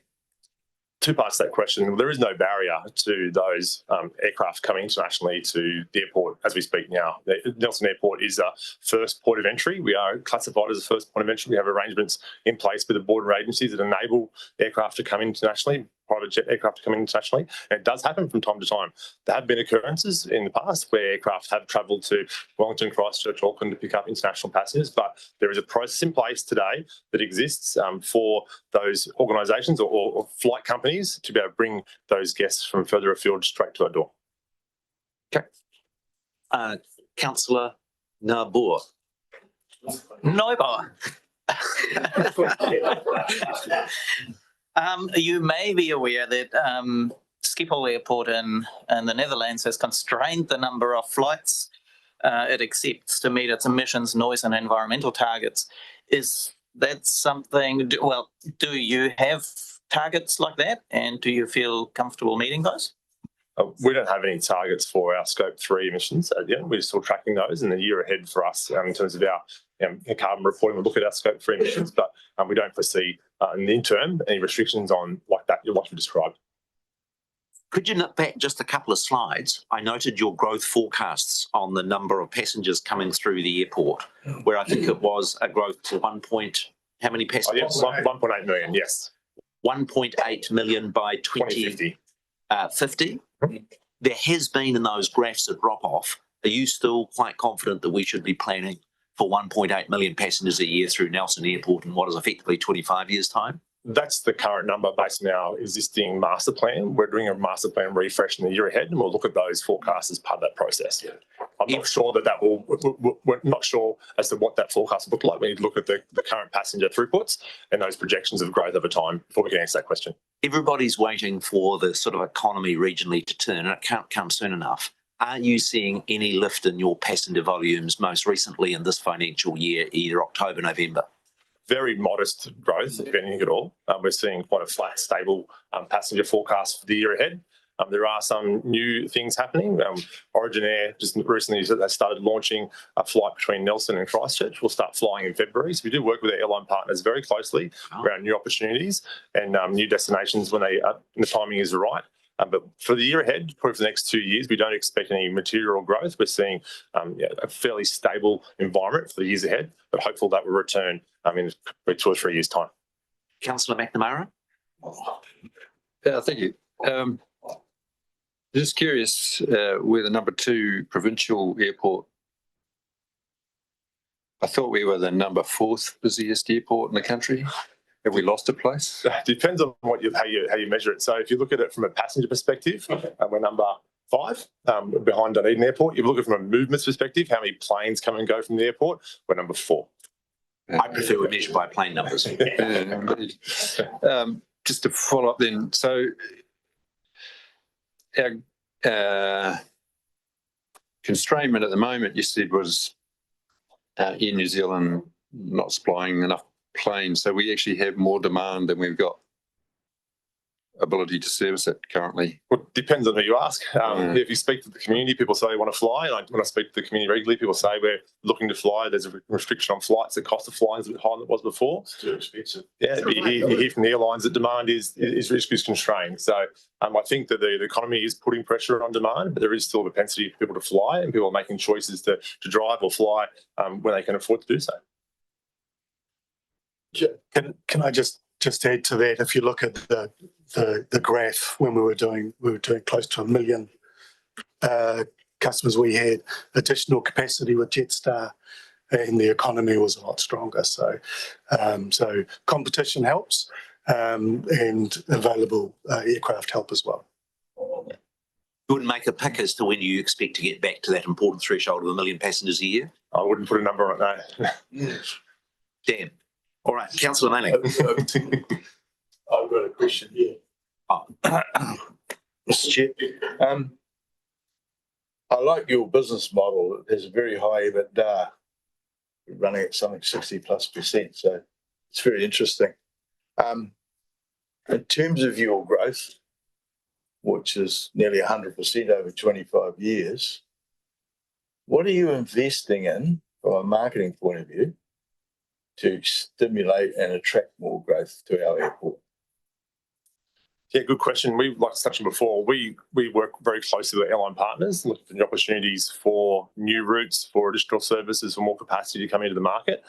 With the current condition of the economy and the troubles that have been faced by New Zealand, it is a hard time for us to make grounds in those discussions. But some good news with the smaller airlines, like I touched on before with Christchurch, both Sounds and Air News and Origin are working with us and looking at new opportunities when they arise. So I would say in the short term, it's very hard for us with all the inputs issues. In the longer term, we will make sure that we work closely with our partners around activating those opportunities when they arise. Okay.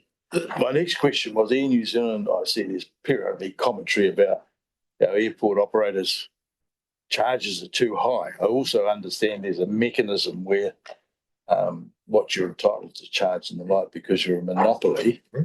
How competitive are we relative to the other airports around the country? Yeah, good question. We're going for a pricing reset. So our airport's had a 5-year pricing plan. This is the last year of our pricing plan, and we are entering a new pricing plan with our airline partners in the year ahead. We work very closely with that building block model, which looks at all the cost inputs and derives per passenger charges that we recover those costs through as an output, and part of that process is benchmarking. Right now, our pricing is very competitive with regional airports for the type of aircraft that fly here. So we're on basically the bottom third of airport charges for regional airports similar to us. Thank you very much. Councillor Mayling, then I've got Courtney, then I've got Greening Online. Thanks for the report. Any indication from the principal airline when it will be a requirement for the longer runway? Because I know it impacts currently on the loading at certain times of the year and certain flights, but when there will be a requirement, particularly with the hybrid planes that they're talking about. Yeah, good question. We're still working around that time frame. We know that will likely be in the next 10 to 15 years. To put an exact timing that, we're unsure now. Really, the need comes around the optimisation of the ATR aircraft or any new fleet of aircraft that come into their mix of aircraft. So right now, we're still working around those timeframes, and a couple of years ahead with us in the project, and then New Zealand will understand those timeframes more closely. I'll just add to that. So Air New Zealand have reinvesting in the Q300 aircraft. So that's extended that decision time out a little bit, but that's the one where that'll help us understand what the requirements are moving forward. So they've pushed that decision out. Just a quick supplementary. So when are we expecting a decision on the current timetable by Air New Zealand as to what will replace their fleet of Q300s, Quentin? It's unknown this time. So unknown. So they're we know it's been pushed out, but we don't know the time. Pushed out, we don't know. Is it fair for us to assume that that decision will have a significant flow-on decision to when the airport might or might not time its runway? Yeah, they're absolutely interlinked. Thank you. Councillor Courtney. Thank you, Nick, and thank you, Brendan, for your presentation. We're all very proud of the airport and the way it's operating. Brendan, I'm just wondering about your master plan and you're reviewing that, and what comes to mind, what consideration are you giving to passengers and visitors to the airport that come from the wider region? And I'm thinking particularly Tasman. Have you got in that master plan something to cover that for greater access or better access for those passengers and visitors to the airport? Yeah, well, the master plan as it stands today really looks at, was part of the plan change process. It's very much focused on the runway extension. We're looking at all ranges of the airport infrastructure as part of that refreshed master plan next year, which will include ground transport and ground roading networks. We don't have an answer for that today, but in the year ahead when we do that, we'll look at the congestion that is on Quarantine Road and how the airport can enable better flows of traffic on our precinct. It's hard for us to work with the external parties in those road networks, but we can do it best we can for our own internal road network.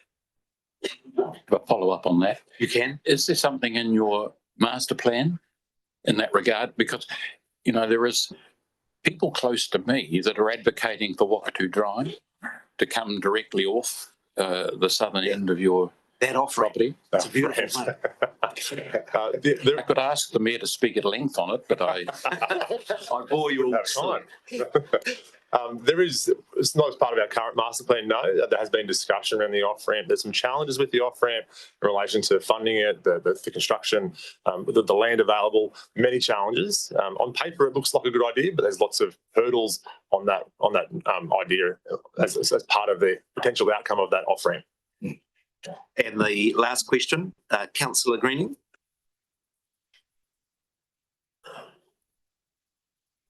Thank you. Just a few questions and a couple from the general public, which I thought I'd ask, which might provide some clarity for them.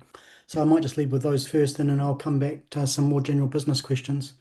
But great that you're working, just going to make the observation, it's great you're working with Sounds Air and Origin.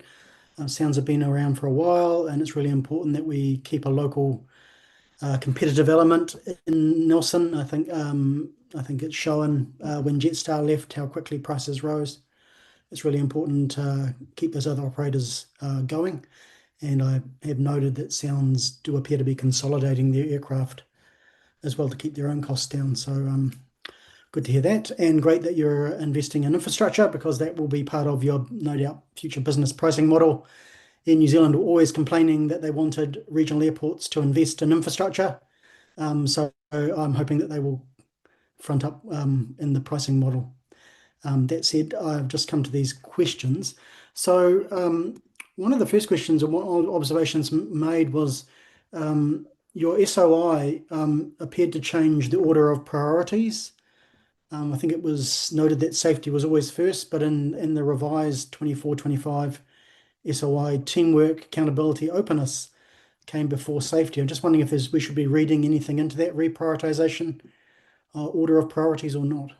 No, there was no intentional driver to change the priorities of those. We refreshed our strategic wording, and that's what fell out of it. Fantastic. Second question. Wellington uses EnviroSuite Airport Noise and Operations Monitoring Systems, ANOMS. Just wondering where NAL is in that, noting that the airport has adopted fantastically the license plate recognition, which Wellington delivered. So I'm just wondering where we are with using that type of system to monitor our noise Yeah. So EnviroSuite is a fairly extensive platform of ground-based technology and algorithms online. We're putting noise, and we use a chart online through a website to look at noise changes. I was not aware of it until recently through our noise committee, where Lou Solomon, who presented earlier today, raised it with us, and we're looking at it at the moment. So I'm not sure what it means for Nielsen Airport or what sort of viability it could have for us, but we are looking at all options to manage noise into the future. Good. And just lastly, what are you looking to do in terms of broadening, I suppose, the business risk? You're looking at passenger numbers, volumes, but you are sitting on quite a large amount of property. What's your plan there? That will form part of the master plan refresh as well. We're looking at property portfolio, and those are parcels of land which can be used for commercial opportunities into the future. So it's too early to speak now, but the master plan refresh will look at those zones of development into the years ahead for the airport under that plan. Mr. Chair, I would like to ask two final questions. I'm going to give you, I just want to check that Councillor Greening has completed his questions. Oh, I'm happy for Councillor Morgan to jump in. Go for it. Thank you. Thank you, I just need to make plain, we're very tight for time. And so Councillor Morgan's questions will be the last. They're very short and succinct. I was wondering how you're progressing in your master plan, your thinking around climate change and rising sea levels, because our councils are addressing those in our planning. Secondly, have you discussed with the Crown negotiations on the land ownership at the airport? Two really easy ones. Thanks, Councillor Morgan. You're so helpful. So, climate change and negotiations with respect to the land. Yeah, so when it comes to climate change, we are doing a number of pieces of work around our resiliency. So we're ensuring that, and as we go, every building we build is higher than the previous one. And we're also making sure we've got adequate drainage and everything is working as it should do. So long term, based on our reporting, we don't see anything in the medium to long term that's going to cause us an issue. So that's the first part of that question. And so the second part was in relation Has there been any discussions with the airport company over the land? The land is Crown Reserve vested with the Nelson City Council for the purposes of aerodrome purposes, of which is then leased to the airport company. Yes, so there has been no discussion at an operational board level about land ownership. Thank you. Can I, on behalf of the two councils, thank Nelson Airport Limited. That apron project is a $20 million project, very significant for the region, and the sorts of projects that is very important to complete. Equally so over the summer season, the airport is just so important for our visitor industry, and again commend the airport company for the successful resolution with the golf club. And I think collectively we would urge you to work as hard as possible, if possible, to resolve the outstanding appeal with the Te Hunanui Business and Citizens Association. And again, wish you and your team the very best for Christmas. Thank you again. That concludes what I'd like to do, councillors, is for us to take a very short break. Now, our members from the Tasman Bay Heritage Trust have to go at 1:30. So for that reason, I'm going to ask councillors to be very disciplined, whoop into the Brook Waimarama room, grab a creep bite, and realistically, I want to be underway by 1:05 with Tasman Bay's Heritage Trust. Thank you. Committee adjourned.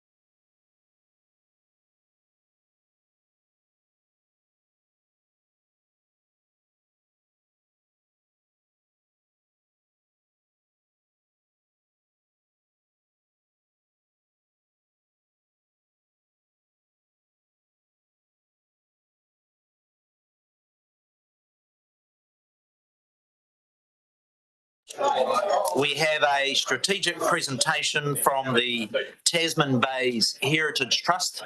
Look, I am very aware that this meeting was not scheduled to go as late as this. A couple of colleagues have other commitments of which they are apologising and having to leave. Can I apologise to the Heritage Trust for that, and also advise if councillors do have other commitments they need to get to, there is no difficulty with that. We are in your good hands and look forward to the strategic presentation. Kia ora.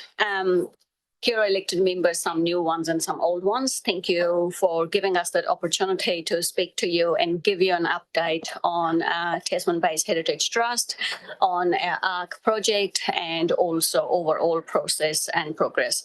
I want to begin by acknowledging the support and commitment that we have had from all of you, so thank you. Those of you who don't know me, my name is Venus. I'm the chair of the Tasman Bays Heritage Trust, and with me I have Lucinda Jimson, CEO of the Tasman Bays Heritage Trust. Look, this is an opportunity for us to share an update and give you an update on our progress and processes, but also would like to take this opportunity to the new elected members. If you want to come and talk to us about what we do, how we do, and anything, then 2026 is an opportunity, so we can happily arrange a meeting to talk to you all.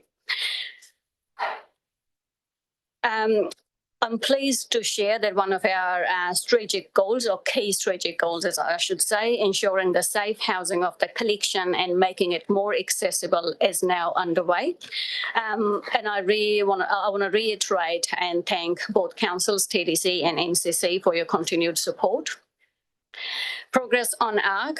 We have made strong progress on the ARC project. The Common Drive site has been purchased. Church Street site has been sold, with both settlements scheduled for 30th January 2026. Our developed design is complete and the resource consent has been lodged, with a decision expected in the late January. We have a fixed price construction contract with Scott Construction for 7.15 million, and our project liaison group is now in place with TDC and NCC for monthly meetings. Timeline. Our timeline for the new building is now well defined. We expect the main building construction to be completed by December 2026. Following that, the external works, including site finishing, landscaping, will be wrapped up by February 2027. Once the building has been completed and allowed time for the off-gassing, we will be beginning the relocation of the collection in March 2027. This sequencing, it helps us to ensure the collection moves into a fully stable, safe and compliant environment. Update on our resources. To keep the momentum of the project moving, we have brought several committed people on board. Vanessa Anderson as our independent project manager, Leonie Allen as our fundraising manager, and Maria Anderson to support the collection relocation. Update on our fundraising. We have had strong momentum on the fundraising front. We have submitted applications to Lottery, Environment and Heritage, as well as prepared an application for Lottery Community Facilities. Applications have also gone to Frimley and McKay Foundations. We're pleased to confirm $150,000 from the Beach Trust, along with the pledges totaling $20,500 and a further $34,000 now confirmed. We have also launched a donation campaign just in time for Christmas to continue building support. And a small plug to all of you elected members, because I know you're busy. It's a simple and meaningful gift option if you really want to think about. So support us in that way. I'm proud, as I said in the beginning, I'm proud to acknowledge the support that I have from TDC and NCC. Along with that financial support, we're also grateful for the contributions from Rata Foundation, Beach Trust, Scott Construction, Common Construction, the McKee Charitable Trust, the Nelson Historical Society, and the Civic Trust. Their support is vital, and without it, we simply wouldn't be able to deliver the project. collecting and research pause. As we prepare for the relocation of the collection, a project that could take up to 2 years, we will be shifting from our normal operations into full project mode. To support this work, we will introduce a collecting and research pause from 7th April 2026, allowing our staff to focus fully on the move. And I'll now pass over to Lucinda. Kia ora and thank you, Venus. So I just really want to update you on visitor experience. As Venus says, we will be moving into project mode and we're working through what potential impacts that may have on our visitor experience over the next 2 years. And we'll be presenting that in our statement of intent, which will be with you. I'm assuming the due date for that will be the end of February. While we do that, we will be continuing to demonstrate value for our communities and continuing to provide our core visitor experience services. And so first to exhibitions. This financial year, since 1st of July, we've been very honoured to host Sandy Adset, Toi Koru, which was a beautiful exhibition and closed just recently, very high visitor satisfaction rating of such a significant artist to New Zealand. On display at the moment, we have Haurongo Moriori Music and Manawa, a celebration of Moriori culture. And Te Ao Kanapa is a discovery centre which will open over summer in our upstairs exhibition area, which will really provide some hands-on learning, family-focused science exploration, and should be a lot of fun. I do want to acknowledge our education program has continued really strongly in this period. With over 2,000 students reached from July to November, and we were on track to meet our target. Funding has been secured from the Ministry of Education from 2026 with an extension to the Enriching Local Curriculum program, and I would like to acknowledge me, Nick, for your advocacy to government in securing those for the sector. The Enriching Local Curriculum program will be reworked by the Ministry of Education next year, we assume in line with the changes to the curriculum, the school curriculum, and we await the outcome of that process, and we would expect it to return to a 3-year funding cycle. We continue to offer a strong events program. We appreciate those who were able to join us for the dawn blessing of Haurongo last week on the 3rd of December, and for those who came along to our 20th anniversary celebrations, marking 20 years in Trafalgar Street at the museum right in the centre of the CBD. It was a wonderful day of free entertainment for our community. Visitation continues strongly. These figures are from 1 July to 30th of November. We're coming into the high summer season, so we will be expecting an influx of our tourists to the Nelson Tasman region, which will be lifting our visitor numbers up. We're also trialling extended opening hours to support community events this year, such as the Winter Festival, Arts Festival, Tuku, and other events as well. Retail has continued strongly. In last financial year, we had 12,500 unique visits to our shop and good retail income, which was upon our target. We also continue to stock an expanded range of Nelson Tasman makers and artists, and we continue to aim to be a venue for our local artists and makers to profile their work and to be the go-to place in the region to come and secure our gifts of the region. To give you an update on our facilities, it is 20 years since the museum building in Trafalgar Street opened, so that brings some maintenance challenges with it as well. So we have had a multi-year program to upgrade our HVAC, which is just nearing completion, and we have spent $85,000 on that in our CapEx program over the last couple of years. We've got new security cameras and sprinklers. We have had an accessibility audit of our public spaces and implemented a few improvements as a result of that. We undertake repairs to the unowned driveway, which is next to us, just to protect the taonga of movements. And we have spent around 65,000 in the last financial year on maintenance for the Trafalgar Street site. We obviously have the challenge of keeping ISOR functioning until we can move the collection in. We have had a number of new leaks, and we've also completed the asbestos management plan that was identified as a works to be required earlier in this calendar year, and that has been completed and signed off in November. Just in terms of financial overview for 2025, our operating costs have been in line with budget. Some depreciation expenses did exceed budget as a result of 2025 revaluation of land and buildings. And we recorded an operating deficit of 236 after the one-off adjustment for the Church Street site. And these figures are per our annual report. Wanted to update you on the audit situation, and those of you who attended our annual meeting will be aware that there was a change to, after some discussion has been had between our auditors, BDO, councils and the Office of the Auditor General about the treatment of the collection revaluation. So most of you will know that the original heritage collection that we are charged with caring for has been valued independently at $20 million, and there were some questions around how that is valued going forward. The Trust had revised its valuation methodology of heritage collection assets following the identification by BDO of a previous period era when we were audited by Audit New Zealand, where those assets were incorrectly valued under the revaluation model. This resulted in an overstated carrying value and revaluation reserve.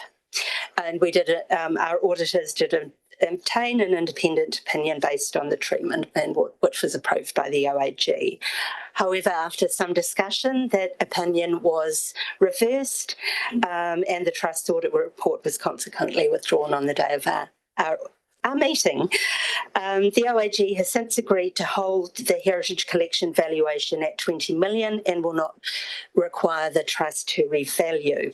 So the key thing to note here is previous value of revaluations has now been shifted from revaluation reserves to accumulated reserves, and the OAG will provide a new audit opinion on the above basis.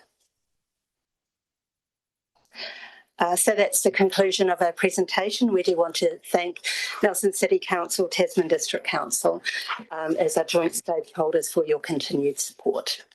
Thank you for that very efficient presentation with a bit of time constraint, but with a huge amount of information. Questions from colleagues? Can I just ask a quickie?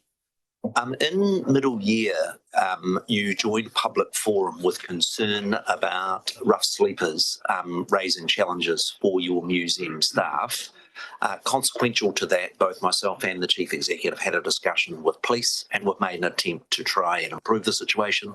Would it be possible for you just to give a quick update as to whether the situation has improved, whether you've got the appropriate support from the police and whether your staff are now feeling safe? Oh, thank you, Mayor Nick. The police have been very supportive and we've built some really good relationships with them over the past year. So that relationship has been very strong. We've got new security cameras in and the police are able to access those as well. So that's been great. We haven't had the issues with rough sleepers nearly as much recently as we've had before.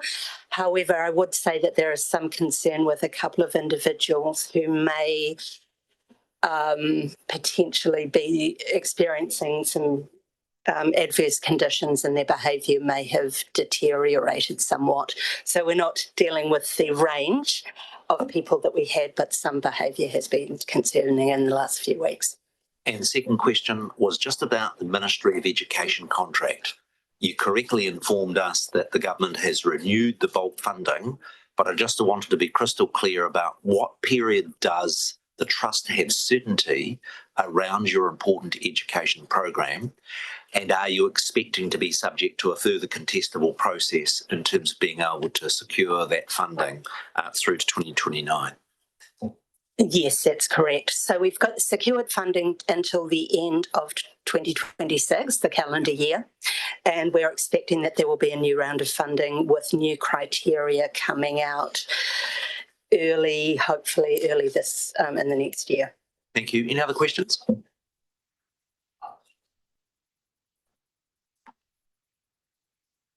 You're blown away with the efficiency of your other presentation, which actually answered quite a few of my other questions about how you were getting on with the fundraising and the other project. Again, my apologies on behalf of the two councils for the delay in your presentation. Again, I love the stuff that the museum is doing in supporting our visitor industry, and would work to work both yourselves and your staff the very best for the Christmas break. And we hope you get lots of visitors to the museum during that period. Thank you again for your presentation.